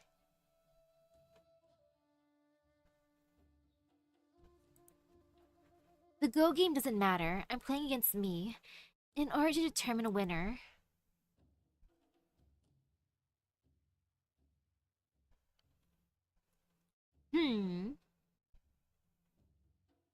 Your sword taught me a few things. This game state is my gift to you. I knew you had pieces around me. I just didn't know you had already lost faith in humanity then. Man and beast are different. You sealed yourself in the sword in exchange for a human body. You treated yourself as one of them. What became of you in the end? All your friends are gone. You wander far alone. No one trusts you. No one knows. It's not that you don't know the hearts of man. No, you know it all too well. For centuries, you have always been the one most connected to them. How would you not know? You could not blend in because you know that the hearts of man are unpredictable. You will always be an outsider. All the things you've done since Jia disappeared, you did to find someone to talk to. We've been lonely for far too long. We want to find someone to talk to. We fought for so many years. How ironic that we could end up knowing each other best. You were never my enemy. Never once did I consider you my enemy, even if it was you who stopped me then. I'll stop you again if you drag people into your Go game. Of course you will, assuming, of course, that you can see the board. We'll meet again. Man, these ancients love playing their games, huh? Like with those wolf spirits inside of Texas's event. Farewell, brother. I mean, Chongyue can be an outsider if he wants to be. If he doesn't want to be, he can just change that. Chongyue picks up a white piece and puts it down in a corner. Slap. An orthodox classic move.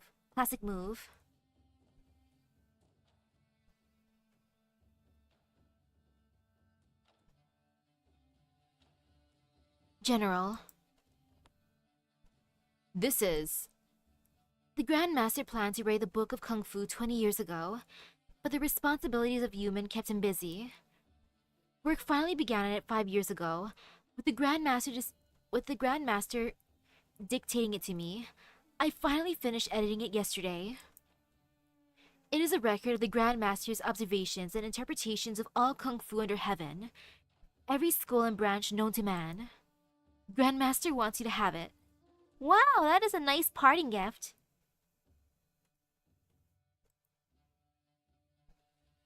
Oh, it's a second brother? That's actually confirmed?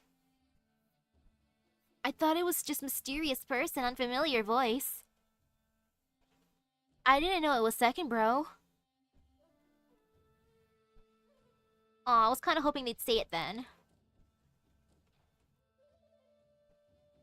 Grandmaster says that there is much in common between Kung Fu and medicine. He has included some instructions on the appendix, which he hopes will improve your health. Where's the Grandmaster? He left Yuman an hour ago. He says he has already sent away the guest, and you will be able to focus on dealing with things after the disaster. He regrets not saying goodbye in person. I see. Why didn't you go with them? I've been with the Grandmaster since he saved my life 10 years ago. I began helping him record the martial arts of the world when I grew up, meeting many great heroes along the way. The Grandmaster says that all I need to do is study all that I've seen and heard during these years, if I wish to pursue the martial arts. And if I do not wish to do so, I should go find something I want to do, now that the Book of Kung Fu is complete. Life is a long journey. He's always been like this. The more whimsical encounters there are, the more ties one needs to let go of. Man values formality, beasts value empathy. Rescue and relief efforts have begun, sir. Very well. The sun is setting. Oh. The Wangfeng Festival. Yesterday was the last day, but the beacon lighting ceremony was suspended because of the catastrophe. Would you like to resume it? Of course. The wizened general gazes beyond the city and sees nothing but sand. I will beat the drum myself. Sir, you've been in the tower all day. You should rest. We'll take care of it. The journey is long. Someone should see him off. All your companions have returned. Where do you fly off to alone?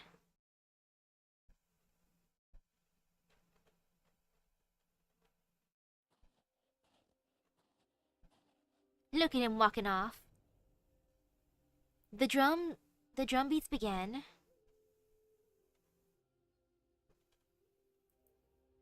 They are heavy, ringing clear and far. 17 beats of the drum, representing the trials and tribulations that befall Yuman in the past year, both big and small. What am I expecting from the other brother? That he's gonna become the ultimate gamer. I mean, he's gonna master Go, and then he'll master whatever other games that there are in the world. I'm not sure what other games there are inside of Arknights, but he'll learn them all. He will be the ultimate gamer boy. Well, Chong Yu, I don't know. He is retired. He's just gonna go on a long vacation. And then work at Rhodes Island because why not? One job to another. The catastrophe has passed. The storm has swept away the many colors in the sky. The clouds burn bright red, scorched by the setting sun. He walks forward, the wind and sand slowly wiping away his footprints. The great city of Yumen grows smaller in the distance. Thump. 18. He stops briefly but does not turn. The 18th beat of the drum, symbolizing yet another catastrophe survived by Yumen. And I'll be going.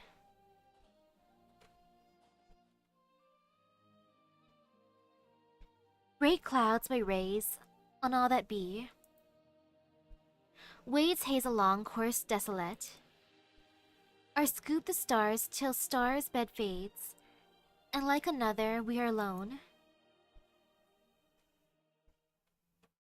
And now there's darkness.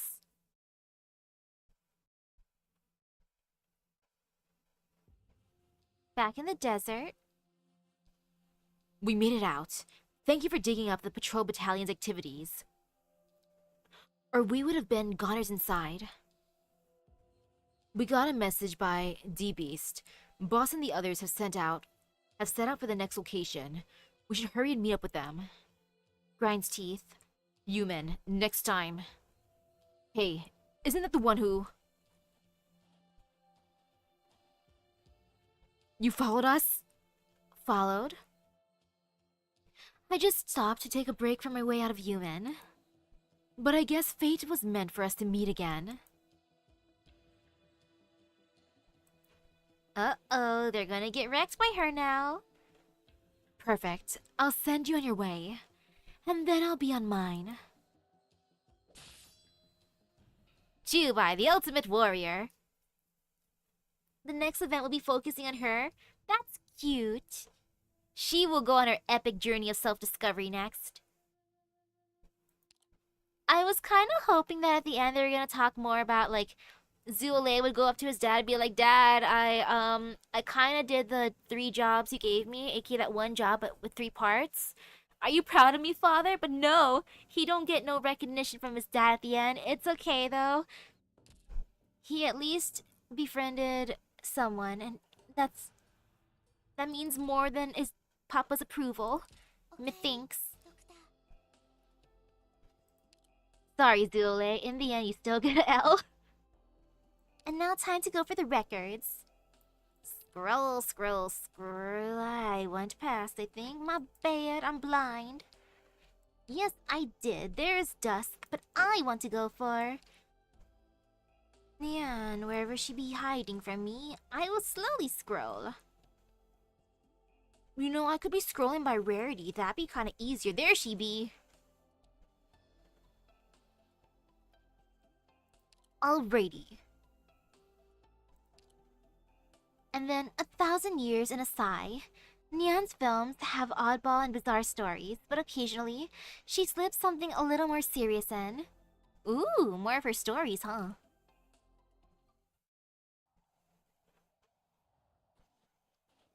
Shangshu, Great Cold. Year 507, Light Snow.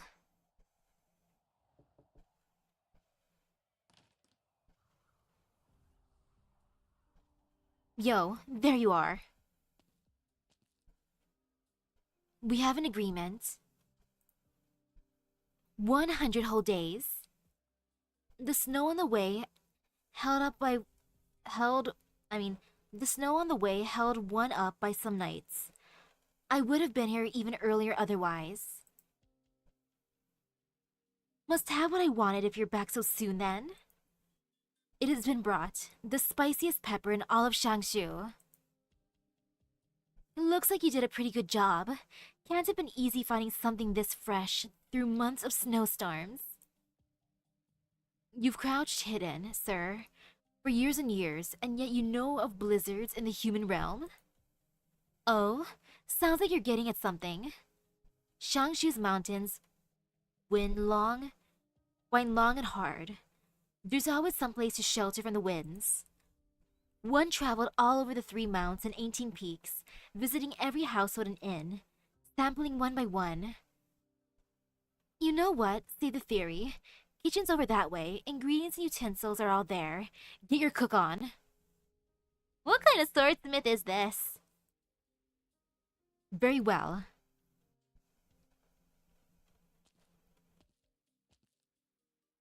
Please have a taste, sir. Oh? What? Just a simple shuizu? Even so, not many in Shangshu would afford this dish these days. Neat, I'll give it a try. What do you think, sir? Heh. It's a fundamental truth that the slices of meat in shuizu all have to be equally thick, but you've cut them all into identical form. I have to compliment the knife work, but tisk, it's not got much flavor. What? It is the spiciest pepper you could find in all of Shangshu. I mean, if this is the spiciest pepper you could find in all of Shangshu, then I'm sorry to say the sword can't go to you. Sir, one doesn't seek your sword for her own selfish desires, but in petition for the common folk, I beg you. It doesn't matter to me what you want with the sword. If the chili's not good, then you're not having it. Well, you gotta work on their cooking skills. Sorry. Oof. I've had enough for today. Go home. But a moment, please. The swordsman draws a dagger holstered on her side and cuts open her wrist with not a pause of hesitation. Fresh, her carmine blood drips into the stew. Ew! Why not see, sir? If the taste satisfies you now. Yee, are you saying that you taste spicy?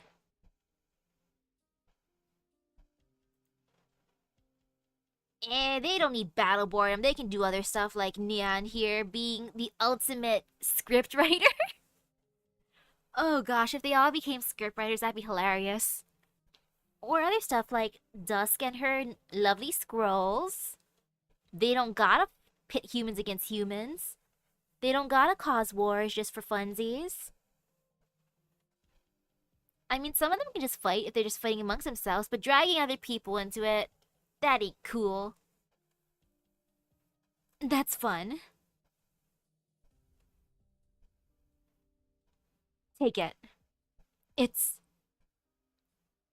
Shangshu's spiciest pepper in exchange for Shangshu's finest blade. The fairest trade. My thanks, sir. Don't thank me. We made an agreement. That's business. Something else in your mind? You give me the sword so reassured, and don't even ask what I would use it for? Doesn't matter to me if you cut firewood, heads, or a mean deal at the pawn shop. So long as after 100 days, you hand it back to me. If I were to break it carelessly, if anything, if anything in this world could break that sword, I'd like to see it. If you've got regrets, you can just give it back to me now. No, I swear on my soul, in 100 days, I will return it as it came to me. Alright, you can get out of my sight now. Down the mountain you go. My thanks, sir. One has your greatest gratitude. Interesting. Seriously interesting. I kinda wanna taste that stew. I wanna see how spicy it is. Hat of the Ink. A fine sword, and a fine technique.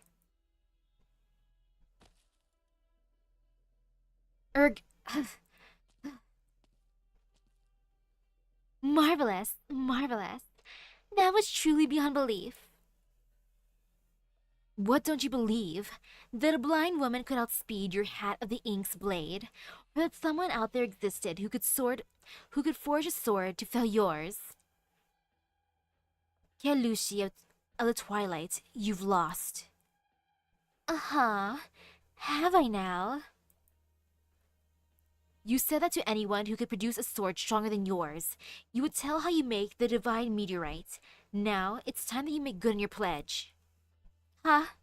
I did say so, but I'm wondering, with a weapon like that, and with a weapon that exceptional, do you even still need my formula? The need is not mine, but the people of Shangshu's. A catastrophe passed through, and many are displaced. Shangshu is troubled. If they had the divine medianite, safe shelter from the elements could be built that much faster. Sir Cole, our mutual contention is but a thing of the past. No further argument nor hate supersedes the common folk. A victory in this duel of swords is clear. In mind and heart, you ought to. Just to hear to worry over the nation and her people, sorry to tell you. You were too naive. There was never such a thing as a divine meteorite. What did you just say? Let me ask you a question now. About that sword, did it come from Zuanjiang Peak? From a red-horned and red-eyed swordsmith? How did you know? Heh. I figured you'd only find the one swordsmith in all of Yan with a fighting chance against me. Kelushi, you did all this just to... Correct. I just couldn't understand. My swordsmithing technique is apex, it's peak. So how is it still not beat hers? I've been tossing and turning this past decade, dying to just get my hands on a sword of her own making. I'll research it, engineer it, figure out just what kind of art went into making it. I should really thank you for coming all this way, just to drop her sword off with us. Wow! Well, this plot is pretty, so much trolling. Kelushi is such a troll character. Now, be nice and give up the goods, and I'll let you go. So be it. This complete swindle isn't worth arguing with you over. If there never was any divine meteorite, then I don't want to bother with you for even a second longer. And yet this sword's time with me is borrowed. I must return it as agreed. I can't let you take it. You don't know what's good for you. Fourth.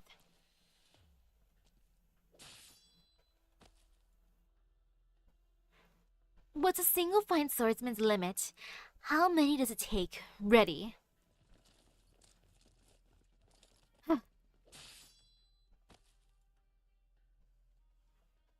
Still not willing to listen to me? Then you ask for it. Fire! Tisk. That's just embarrassing, Kelushi. If you love my sword so much, you could always say it to my face. Why waste all of your effort in this little lady's? Just concede and I'll give you all that you could want. I can even sign the hills for you. Sign the hilts for you.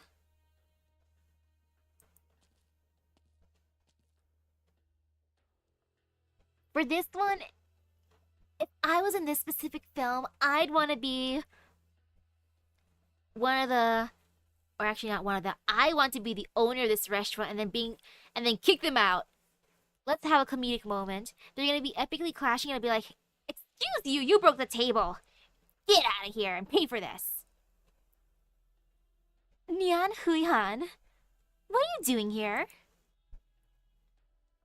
I finally caught a break for 10 years. Now I have to find just who cares about me so much, and it turns out it's you after all. Sir. And you. You're honest to a fault. It's one sword, that's all. If they wanted it, you could have just given it to them. Why get yourself hurt in the process? I told you, I swore it on my soul. Huh? I'll admit, that's just like you. But first, now that I'm here, no sword or its warrior should be trying any more funny business. Seize them! Heavenly Forge.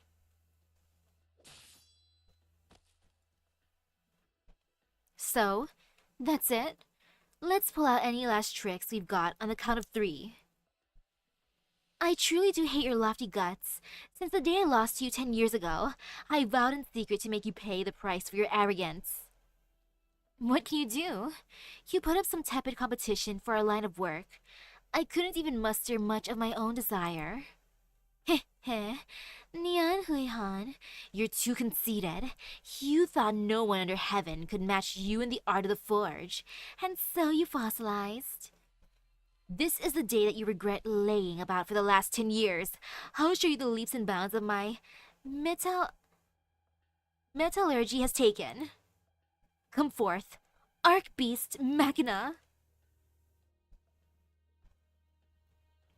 I mean, Arc Beast Mechanica. Screeching, dee dee dee. Furious roaring, dee. Cut. What? Come on. We're just about to hit the climax. Why does every single one of your movies have to end with a giant kaiju? Huh? Because it's cooler that way, duh. But isn't this meant to be a Yanese wuxia? Don't let genres box you in your thinking. Kung fu, suspense, sci-fi. The more marketing elements, the better, yeah? You should hire Whisperain as a literary consultant before you ever touch another screenplay. And you're going to drag Closure in to play the villain? Since when does she have the time to humor your nonsense? And also, I've wanted to roast you for this since the beginning. You always stay in the lead, so why do you keep stealing the spotlight and all the key moments? Aw, don't be so petty. A big sacrifice scene in the climax is all yours. I die in this? The character dies. What are you calling this one?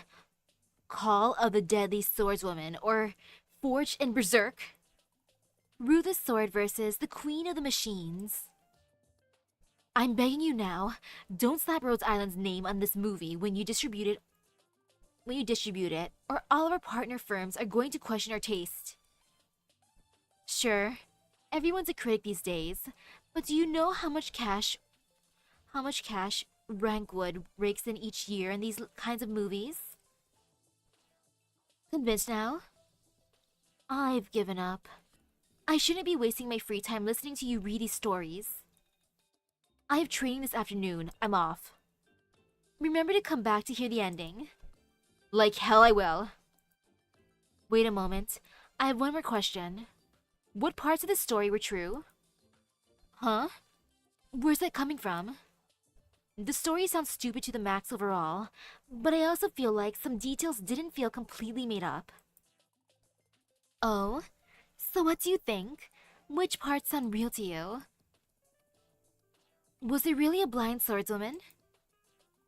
Play your interest? Are you going to tell me you're not? No matter what the truth is, it can only be stories once you're hearing it. How can asking if stories are true not be self-contradictory? Forget it. I'm sure you made it all up at random. Why should I care? Bye. Wait. I was gonna let you stay on as a director. Count me out until you come up with a screenplay, even slightly more normal. Maybe I'm too avant-garde for this modern audiences to understand. I guess they'll catch up sooner or later. But I've got all this stuff to prep in advance, and if little Lava's not with me, I'm not gonna get it done on my own.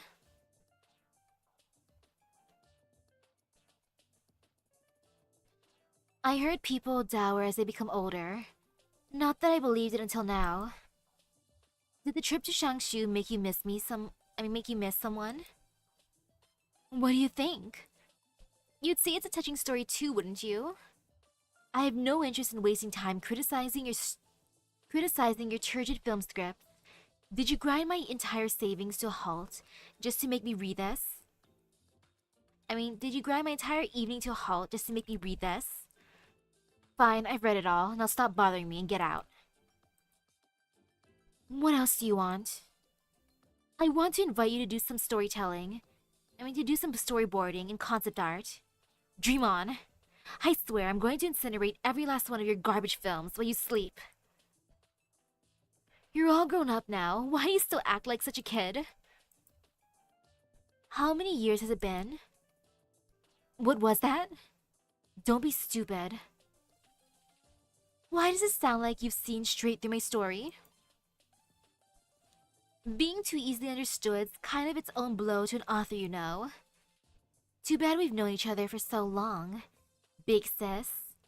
I did genuinely want to look through the city regulator's criminal records, just to see what kind of mortifying history you left behind. You and Lil Lava are two peas in a pod with your tempers. Always gotta pretend like you don't care, even when you're so obviously curious. Let me be clear. I haven't the slightest interest in your lousy screenplay, but I do want to know what you're dwelling on so miserably that you wrote this entire scenario as a roundabout homage. Homage? Sure. Put on some tea and we can chat nice and easy. You have to tell it as it was. No garnishes allowed. Haha. Really? I couldn't tell you which year or month it was. I only remember nomadic cities didn't exist yet. And I remember it was snowing that day. Even without the year, I know I finally had enough of that tomb and thought I'd head up to the surface to kill my boredom. But it was ordinary sights everywhere I looked, came out, and it was all the same as when I went in. And I thought to myself, you know, in the end, this is all people are. You make a crowd of a million fight for a moment of glory in the battlefields, but their lives only amount to a couple decades in the end. What are they ever going to contribute? I was just passing the time, wandering wherever, but the Sui regulators sure didn't let me idle. So they dumped an errand on me, had me head to the Shangshu just after a catastrophe hit, help the locals rebuild the city. The Sui regulator has a lot of confidence sending you out on these jobs. It's pretty much where my job lands, right? I'm specialized for it. So you worked obediently? You bet I didn't. How brazen of you. I can't say I totally slacked, but the terrain in Shangshu was vicious stuff at the time. Even when I took it seriously, drumming up a 3-story building would be a heck of a lot of effort. But what the Sui regulators specified was to build a city that can withstand a small catastrophe. They just wanted to weigh me down on purpose, right?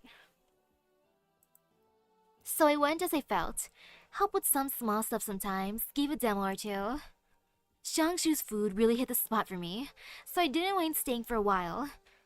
Until one day, some kid found out where I lived and begged me to make them a sword. I guess I wasn't too low-key on living in Shangshu. Made sense I left a legend or two behind, but I didn't expect Eripathy to take both his eyes. Honestly, you've been here for days. What exactly are you thinking? Sir, I only wish for you to grant me a sword. One is ready to pay any price in exchange. Sounds fine. But what price can you afford? Besides, what do you want a sword for? To save, to avenge. God, that's a headache. No matter how I asked, he just answered the same 4 words, to save, to avenge. But I didn't even care, to be honest. I got seriously sick of him and just forged him a random sword. And he'd never be able to afford it in any scenario. So I could only lend it to him. He'd have to give it back in 100 days. After about 3 months, I practically forgot about it when one day, out of nowhere, an old guy came calling. I knew him. He was the owner of an inn at the edge of the city. He gave me a bundle with a broken sword wrapped inside. If I was infected, which part of my body would I hope not to grow crystals? You know, I never thought about the eyes, but now the eyes, but also the mouth. I want to be able to taste stuff. And be able to eat without, like, choking. He gave me a bundle with a broken sword wrapped inside. What's this? A child gave me some money and asked me to deliver this to the swordsmith living on Zuanjiang Peak. Huh. We've had spring chills for the last few days and snow. It's a treacherous road up here, I tell you. He told you to give it to me? Why didn't he come himself? Oh, he broke it, so he's too shy to see me in person? I suppose he's passed on by now. Why did he die? I've got no idea. What? Did that old man not tell you? He told me he did what the youngster said. Went to a specific place at a specific time to pick up the sword. He got there, and he saw nothing but burned out ruins. Who knows how long it was burning, but nothing in there was recognizable anymore. Just that broken sword lying in the middle, nothing else. I'm beginning to feel as if you're spinning a tale again. Aw, that's just uncalled for. Can't you even have the most basic trust in your sister here? What happened next? Nothing to speak of. I didn't ask much more, and frankly, I wasn't the least bit interested. I cast the broken sword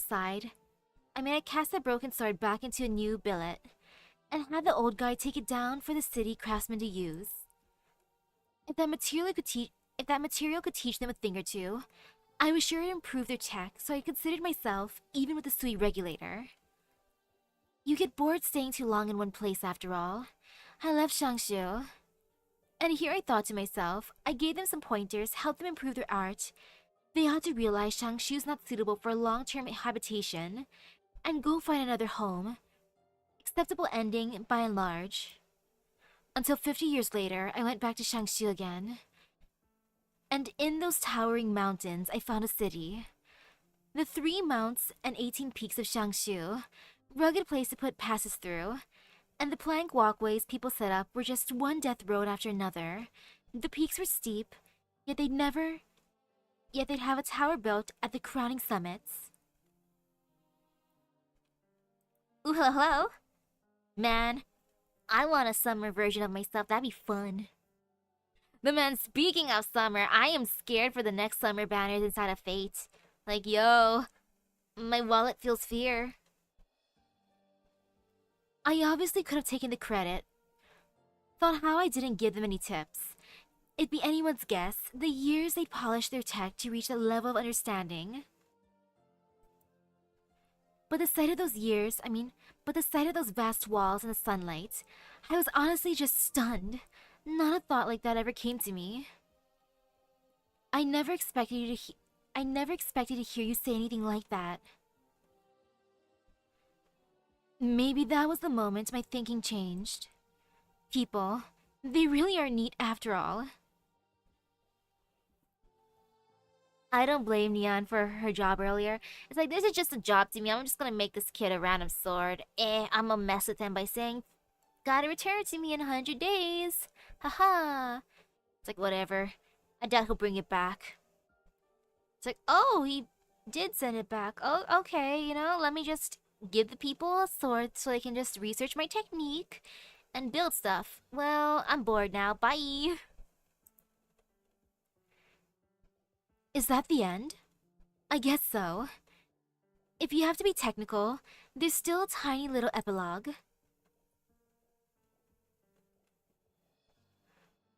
Anybody home? Come in. Come right in. Sit anywhere you like. Xing Chen Inn. Was it always this place's name? You may not know, but they say that 50 years ago, Xiangxi went through a catastrophe. My grandpa brought in divine metal from a god, and that was the metal our craftsmen built the modern Xiangxi with. My grandpa wanted to commemorate it, so he changed the name of the shop to Xingcheng, just like our new city rising. That's neat. Then did your grandpa ever tell you the prequel to that story? Like about a blind swordsman, maybe a broken blade? You're a funny one, ma'am. The god's metal's just a legend, no more. Where's a swordsman breaking anything come from? If you want to hear about 50 years ago, you'll have to find the storyteller in the tea house. It'll cost you a pretty penny to listen to this nonsense too. Yeah, you're right. It was 50 years ago. Whatever, I'm just rambling. Hey boss, I'll have some shuizu, extra spicy. Coming up, in just a moment. Out of the Sui siblings, I think I'd probably have the most fun with Nyan just because of food. We eat lots of spicy food together. And I wouldn't mind watching her films and acting in them. That'd be fun. We can watch movies and eat spicy food. Seriously, it was just a sword.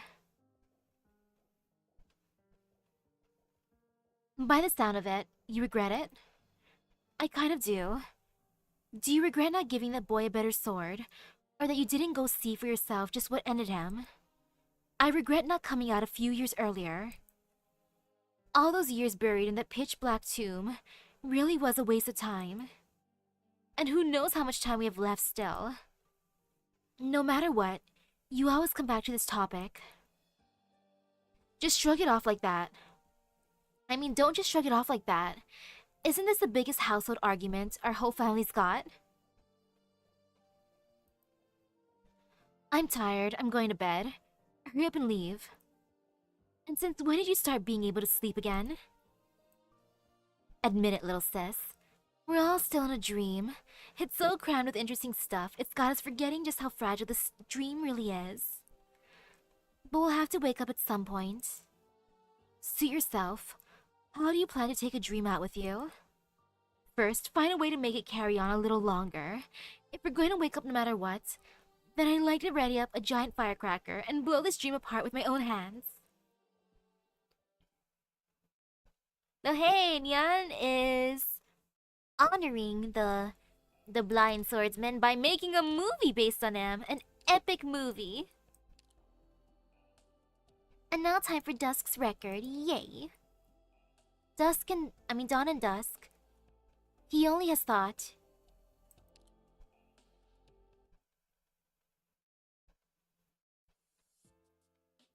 Oh? Hey, don't go anywhere. You fooled me once already.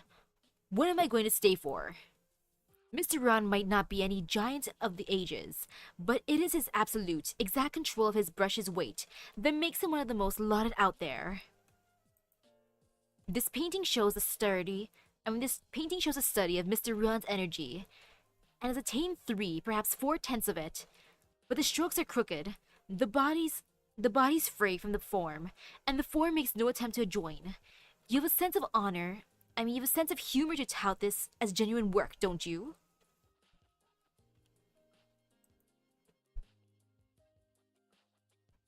Just hold it. Hold it, okay? I didn't lay out the whole unbearable truth because I knew you'd hate hearing it. But this really is a genuine article of his. Unbearable truth. He lives in the city. He's a fellow man of yours. You would ostracize him like that? Not to mention, no matter how unbearable things are, he wouldn't produce a work this shoddy. His sight is gone. I'm absolutely not lying about this. The painting I possess here is a consequence of Mr. Ruan going blind. Mr. Ruan was frequently ill in his youth, that I've heard. But being so prideful in spirit, how could anything even going blind have him let this sort of thing out into the realm, to ruin his own fame? Just listen to me. Mr. Ruan's eye disease kept getting worse and worse in recent years, to the point he could take ever so slightly small print, put it up against his face, and he couldn't make it out. He'd rather have died than admit he can't see, precisely because of his pride. There was a scoundrel who found out as such, played coy around him, tricked their way into his good favors, then showed some finely crafted contract before him, and goaded him to signing. Wow, that person's a jerk. What do I make of the Sui siblings' most talked topic about waking up? Well, man, I want to compare it to something, but it's gonna be a big spoiler for those who have not played Fate Extella. Because the way they talk about dreams and waking up, like, it is but a fleeting dream, reminds me so much of Altera. Like, literally, it's probably gonna be like Altera. I'll leave it at that since I don't want to give too big of a spoiler, just in case someone else wants to play that game. Even though it's pretty old at this point, but still. And just like that, not only is Mr. Ruan in massive debt, even knowledge of his eye disease is getting out. He's been ill for several months since then. Some says he's gone completely blind. Is the human soul truly that venomous? So it goes. Here. If that was as far as it went, he'd simply fallen for some swindler scheme. I wouldn't be throwing around the word unbearable, but he's been ruined ever since then, forced to the worst ends to meet his debt. The worst ends?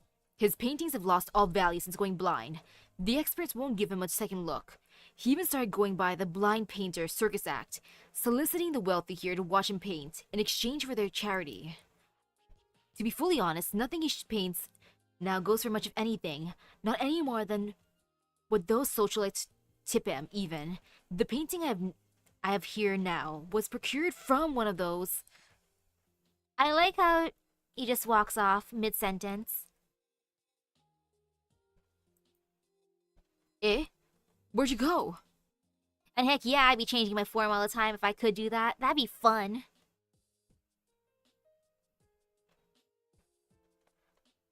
A colorful character you are, Odoran. Small enough to look amazingly like my grandson here. And this light ink on your hand. It's not so far off of the birthmark on my grandson's. Are you really blind, sir? I am. I suppose as much. How would you even miss the big bold print on the contract if you weren't? Ha. Here's your painter's pay, and I do bid you accept. Farewell for now.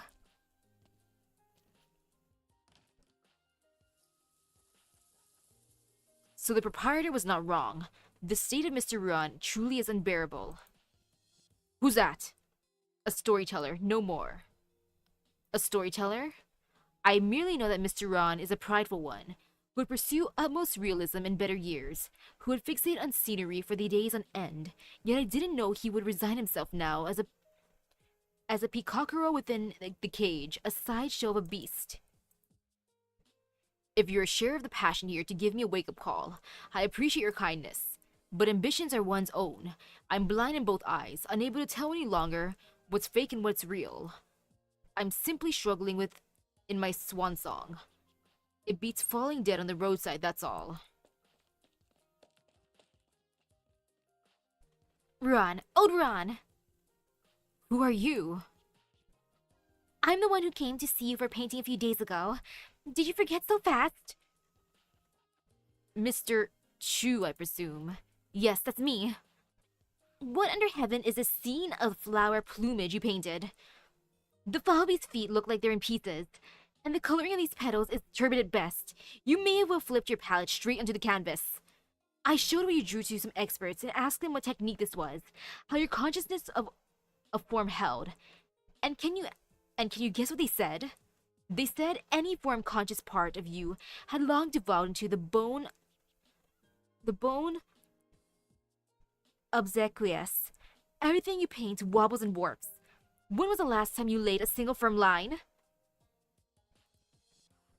What are they expecting from a blind dude painting? It's like, what? You did not paint straight lines. Look at your painting and your coloring. How dare you not color within the lines you made? And why are the lines so squiggly? It's like you can't see or something. Bone obsequious? Mr. Chu, we agreed at the start that you pay as you saw fit, that any amount would be fine as long as you didn't regret it afterwards. If I knew this was how you ended up, then forget your painter's pay. You wouldn't pay me to take your works. If you don't refund me today, I'll go to the authorities and tell them you're passing off shoddy goods. Mr. Chu, in light of the fact that you made your agreement, the authorities would not pay mind. Does this have anything to do with you? If the Mandarins don't listen, I have other ways. No matter what, this geriatric's going to cough up my money. If you try your other ways, that will be cause to trouble the authorities. Fine. I'll swallow this loss. The visitor lifts up the painting, asserts himself, and viciously begins to tear. What are you doing? Throwing all of his strength into his hands, he tears the painting into shreds. in but a few short motions. He tosses them up into the air, the scraps falling down like snow all over Mr. Ruan. Ron, even beggars would be ashamed to act the way you do. They were right. You're bone obsequious, utterly depraved. Me obsequious? Depraved? Said as such, no, I cannot refute him. No, no! No? You keep on repeating how you're blind. But are you truly fully sightless? Playing the jester for coin is unbearable enough as it is, but you have to feign some of your comedic act. And you have the conscience to speak of the word no? What do you mean? I need not mention the infant's birthmark. Further, you made a cry before that true fellow actually began to tear up your painting. If my guess is correct, your sight is largely gone, but written word is a lost cause. The written word is a lost cause. And you can hardly even tell light shades from dark, hence the total suffering of your brushwork. But full blindness, there sits the subtle lie. Sir, you are observant. Where are you going? With even this final lie dead, what grants me any standing to cling to life? I may as well find a quiet place, and be done with it all. It'll be clean. Clean? With your death, Mr. Ron, henceforth will be immortalized as the bone obsequious, utterly depraved man. What of that do you call clean? But what else ought I do? What else can I do? Full-sightedness or not aside, even if you're blind, does it render you unable to paint? Render me unable to paint? I can. Perhaps I can. Forgive my dullness. I ask you impart your teachings upon this blinded painter's method. That which I have heard is not as you have heard. Which I have touched is not as you have touched. Which I have tasted is not as you have tasted. To what end would I teach you? Heard, touched, tasted? I am tired for today. Farewell by yourself.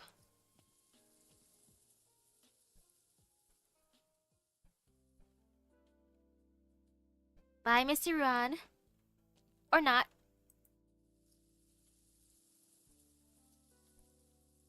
Sir? I must have misheard.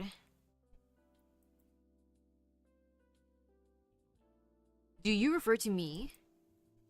I imagine we should have nothing left to talk about. I like how she's caring for a fellow painter.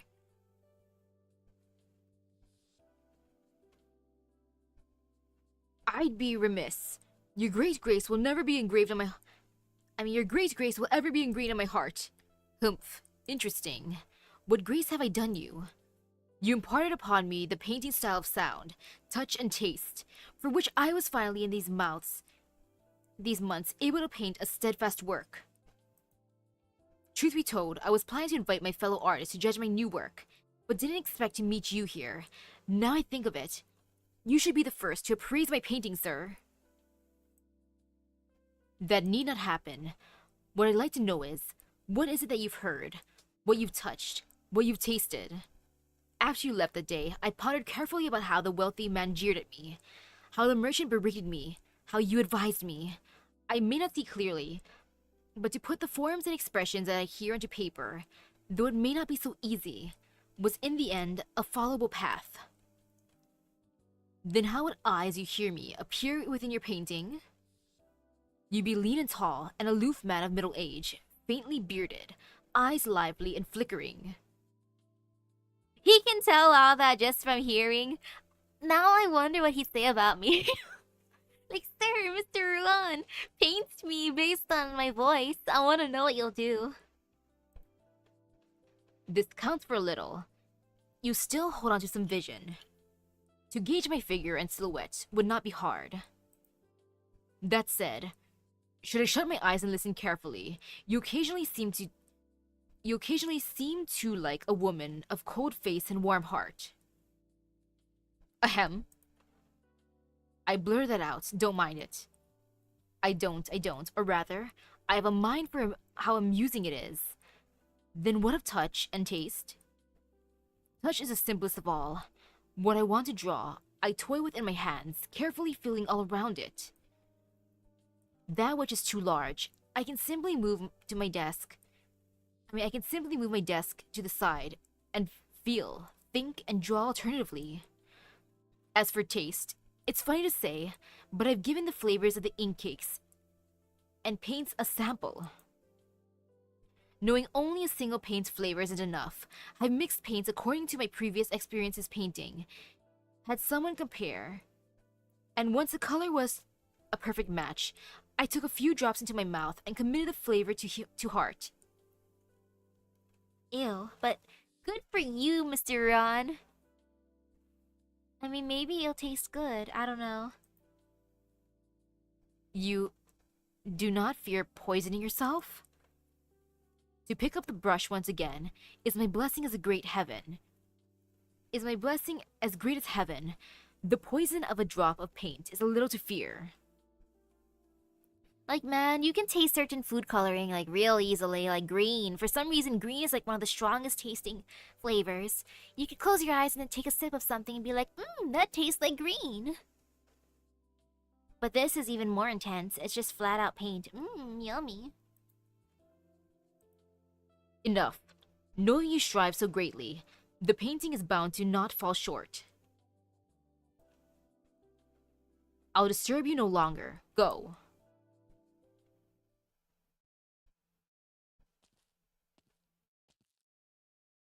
Were you waiting for me all this time here, sir? Not exactly. I was simply whirling time away on the street, saw you coming from afar, pale face, and came to greet you. What happened? My fellow artist pointed out many a shortcoming in this painting of mine. No more. No more? That was your first earnest painting since you got blind. It's only natural it should hold shortcomings. Why so downcast all of a sudden? Trifles, just trifles. You needn't consider yourself for me, sir. I'll be going home.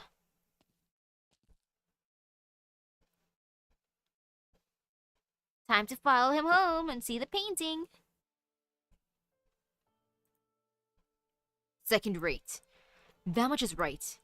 And incisive. Of course a second-rate man would set his brush to a second-rate work. Ha ha. Ha ha ha. So why is this painting second-rate? What part of it is? How many years do you want my half-blind self slaving to see it? Forget it. My bone obsequious self's impossible to shake now. I'm worn. I'm tired. All good things come to an end. This was long overdue. I just hate to let down a good sir, but I'm at the end of my rope.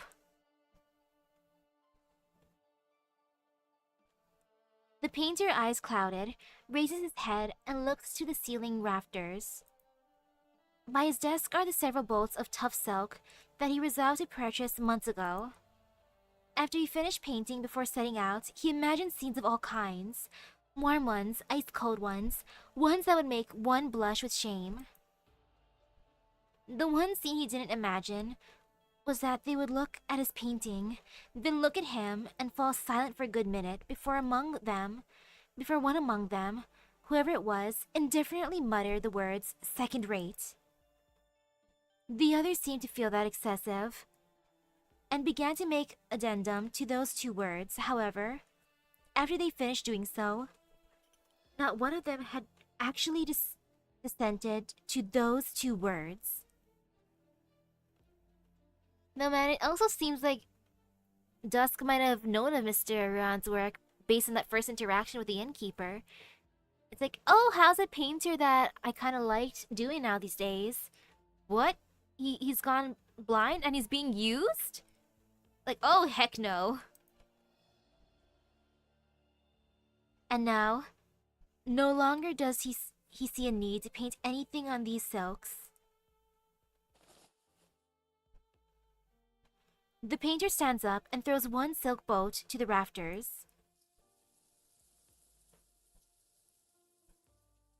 Mr. Ron, I thought you were full of prospects. What are you doing here, still seeking death after all? Sir, what do you intend now by visiting me? Whether a painting is good or bad should first and foremost be for its painter to appraise, shouldn't it? I know you mean to encourage me, sir, but at this time I can't hear anything but mockery in it. Mockery?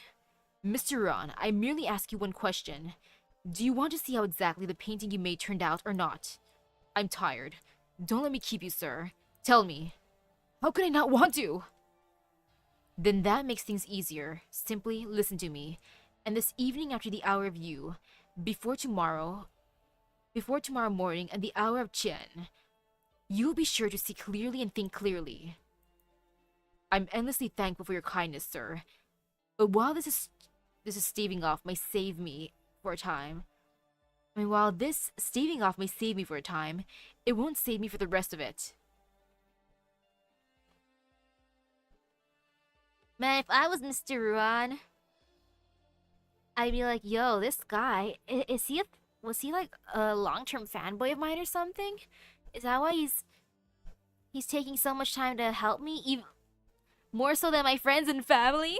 Like, my friends and family, they don't care. They're not helping me at all. But this guy, he cares. Sobs.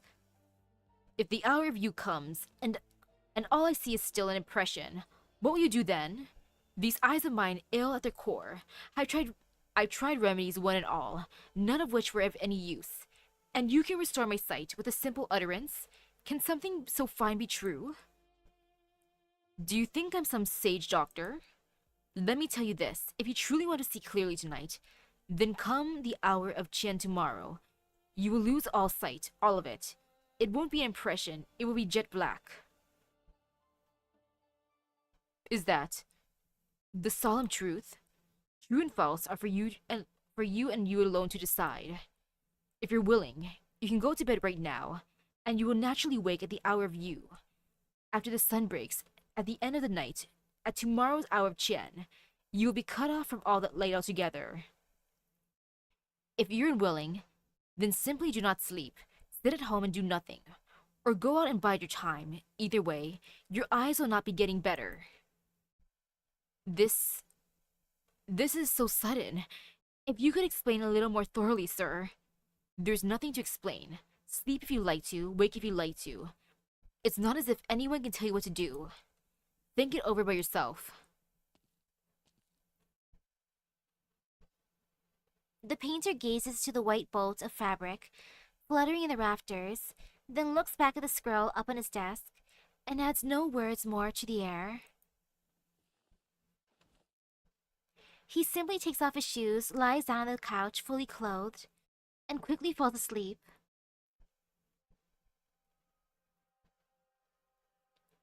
Once you regain your eyesight and see your painting, you understand that it was not you that was lowly, but the prejudice living among them. After that, pursue well. Pursue books, pursue paintings, pursue the scenery tonight.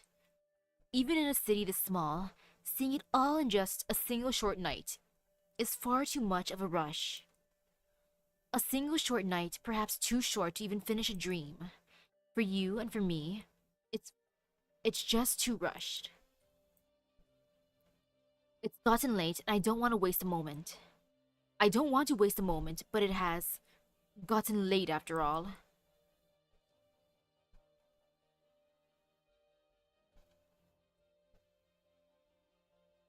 Light and then darkness and then light. More darkness. Light. It's the hour of you, I'm sure right now. Right now is the hour of you.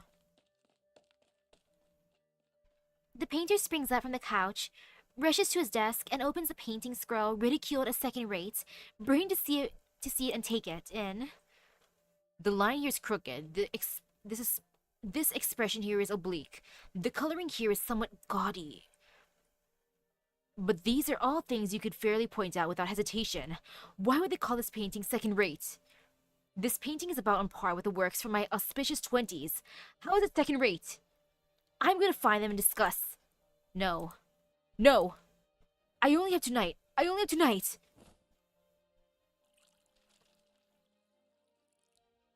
The sun dusks, the moon dim and wavering. But in the painter's eyes, every lamp shines bright as the sun, so dazzling he can barely keep his eyes open. The gold glistening light stabs to the point he drips with tears.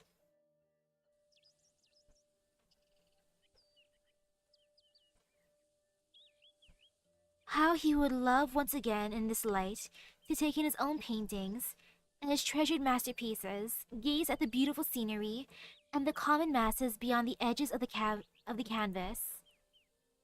But he is only tonight.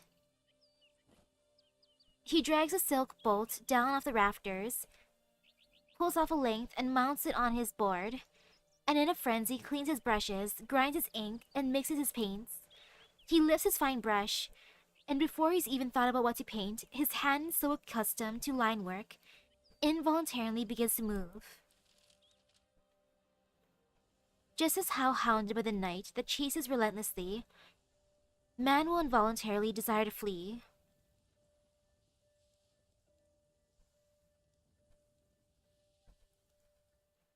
Dusk is adorable, especially when it comes to the people she likes.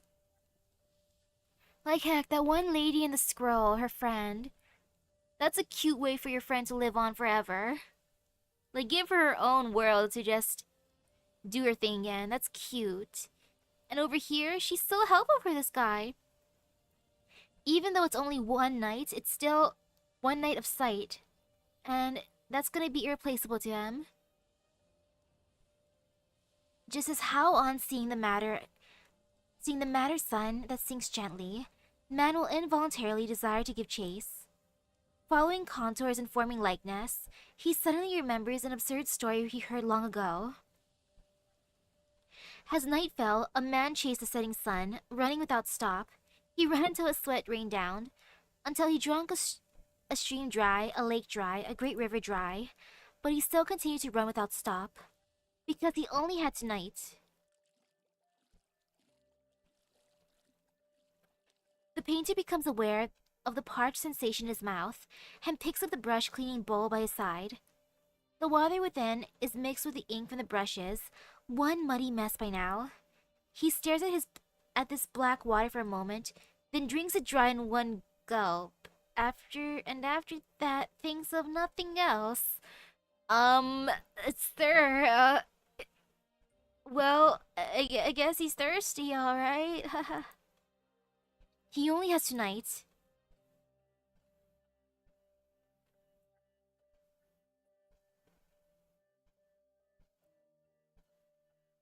The east is bright.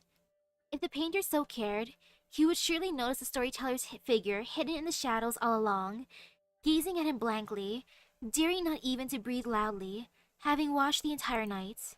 But he long since had no mind to care. I've finished. I've painted. Upon the fabric, meticulously ink-washed and detailed again and again, there in the painting is Mr. Ruan reclining by his desk, gazing out of the window and to the far away. What lies there?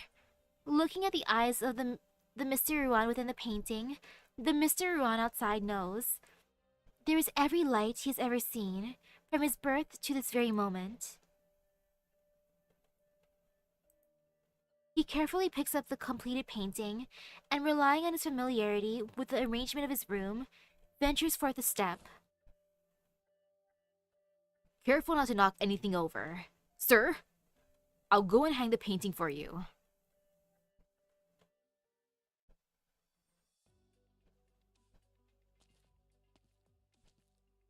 That friend of mine lives right here. You don't need to take me any further now, sir. You sure you can rely on him? If even he can't be depended on, then there's no one in this entire city I can trust anymore. Mr. Ruan, this work of yours can be said to have both body and soul, to be a pinnacle of achievement. Will you only be content if there are truly others to nod their approval? In the end, I just can't get away from my bone obsequious self. Even now, bone obsequious?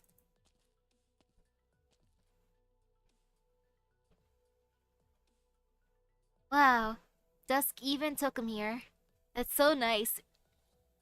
Mr. Ron, what's wrong with? Help. Someone's thrown up blood and fainted. Achi! Run to the clinic and fetch a doctor. What did you do to him? What happened to him? I didn't do anything. All I did was say a few words. What did you say? His character was unbearable, and no matter how realistic his painting was, it would never be brilliant, not to mention the fact that it was a self-portrait, which practically screamed him blowing his own horn. Wow, what a friend! It's like, ah, yes, I want to show my friend my painting. Friend, well, your picture is... Well, your picture is shit. Basically. Like, wow. I just invited Mr. Zhang from the city's painting circles over, and that's what he quietly told me before he left. Well, at least Mr. Zhang knew how to be quiet. And you said all that straight to him? No, I was just thinking about it. How could I tell him any of that? I only said his painting was the very top of the bottom end. Wow, friend! And what's so bad about a self-portrait? Self-portraits are nice. Like heck, that's basically the old days selfies. The very top of the bottom end? Oh, okay, great, fine. The very, very top of the bottom. Not like anyone even needs to care about this stupid city.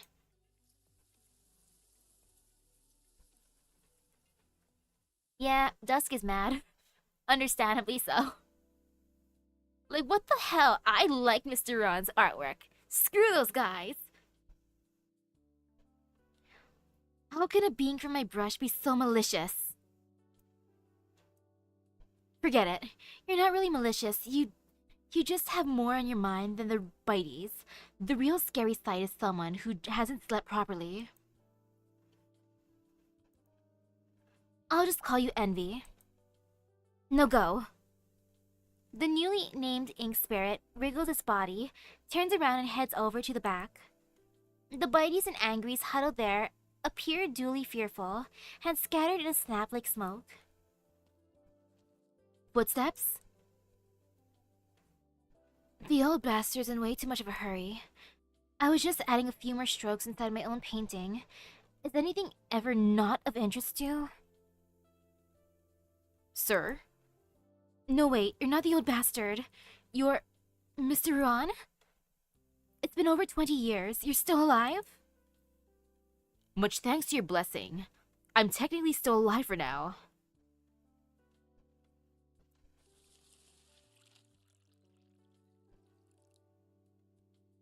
Take a seat. I'll be fine. The mountain rock's ice cold, and the air is frigid and thick. These old bones of mine won't hold up to much flailing. Mountain rock? Right, he's totally blind, of course. He couldn't see it. So how exactly did he get inside of my painting? Am I interrupting? Were you talking about something important? Did I eavesdrop? No. I'm just curious. How have you pulled through over these past 20 years? It's a funny story, come to mention. That day, after I woke up in a hospital, the doctor said I practically ended up half dead, and that I absolutely need to recover my presence of mind, and was never going to get angry again. I felt disheartened myself anyway. I abandoned my frame, gave up on painting, sold off all my property, refunded that one sum of money, and then left the city.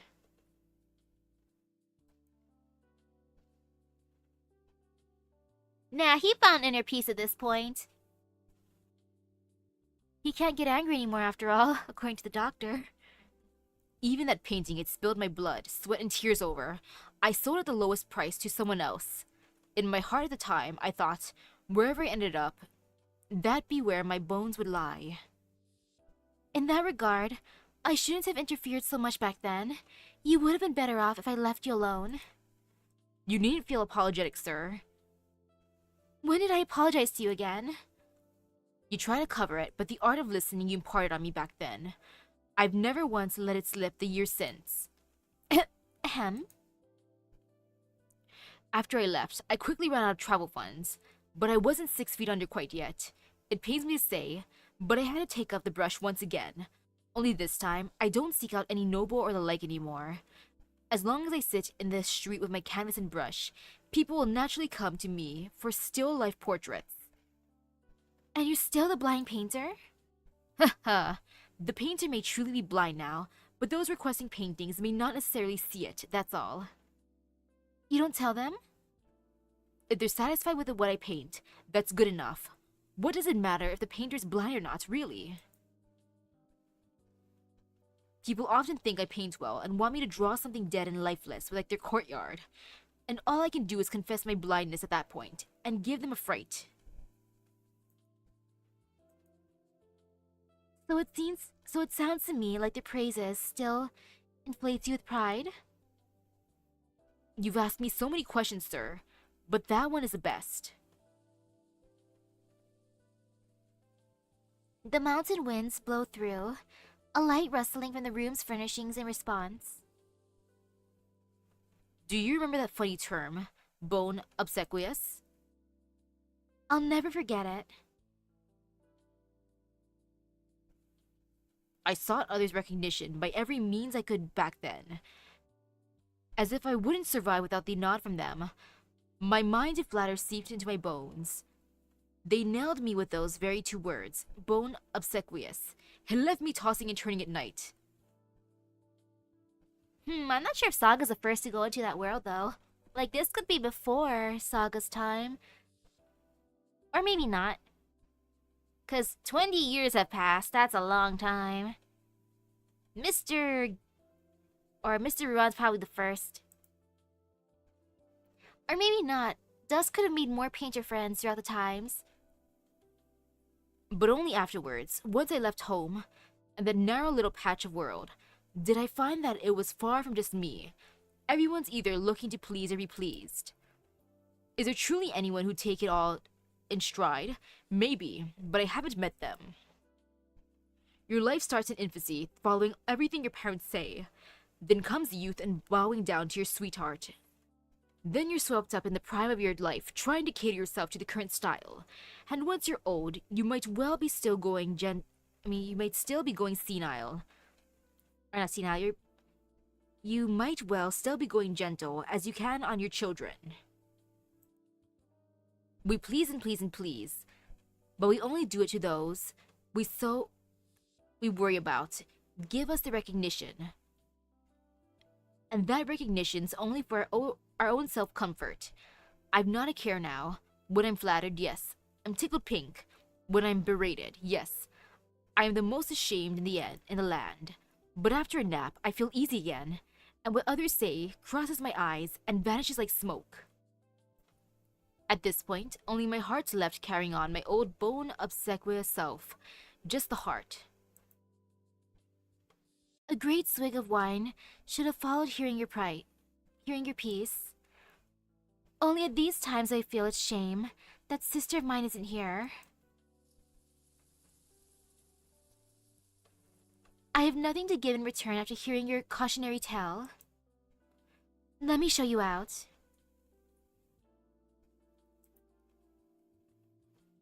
No rush, no rush. Besides, you did me that kindness after all, sir. How could I have the nerve to be taking a present from you? Whitey's so cute. There seems to be some sound coming from your side. It's like the wind blowing a painting scroll, yet like an animal's movements, yet with some of your own feelings too. I couldn't repay you for your great grace back then, no matter how. Let me at least draw a portrait of this being, and gift it to you? How would you feel about that, sir? Go ahead. The painter makes a few scar strokes, the technique neither the meticulous nor the freehand kind. How's my painting? Alike, extremely alike. Haha, good, that's good. You don't need to see me off too far. I'll be on my way now. How many remain out there who can enter and leave my paintings as freely as him? He couldn't even see anything. So long as this realm still holds characters like him, who'd want to sleep and who'd want to wake up. I was thinking I'd choose a good day out of the next few days to get some proper sleep, but now... Upon her desk, the painter's parchment, brushed with rough ink in a moment before, becomes spotless white again, and the bitey by desk's side has become two of them without her realizing. Oh, that's... He made another bitey baby. Tilting their heads at each other, the two identical biteys stare at each other for a moment, seemingly confirming the other is the same as them, and then, shoulder to shoulder, they happily wander off. That's adorable. That is the cutest ending. Out of the sisters' records, Dusk's is adorable. I like hers the most. That was cute. Second would be Neon's because I like seeing her plays, her movies. They're fun. I would happily watch her lovely films. Like, what's so bad about a kaiju showing up at the end? That's exciting. I agree with her. That's cute. I think it's probably a single-digit number for how many people Dusk gets close to. She's very particular about the people she talks to, basically. But yeah, that was sweet. Learning about the siblings was nice. Though that's exciting how Chiyoba is going to be the main character for the next event. Yay for her journey. I imagine lots and lots of epic sword fights. And if not... oh well. That can be for another time. That's all good. But yeah, I'm satisfied. I reached my goal. I just gotta redo that stage and keep on farming. And then I will buy out the store. There's still time. There's plenty of time. I have lots of sanity potions and those delicious food items for sanity. Phew. Very satisfying. So thank you for stopping by the stream. I hope everyone has a great rest of their day at Epic Gacha Luck. I gotta go farm now, both inside of Arknights and Fate, and also see how my energy is in Star Rail. So I'll see you guys later. Bye-bye. Woohoo!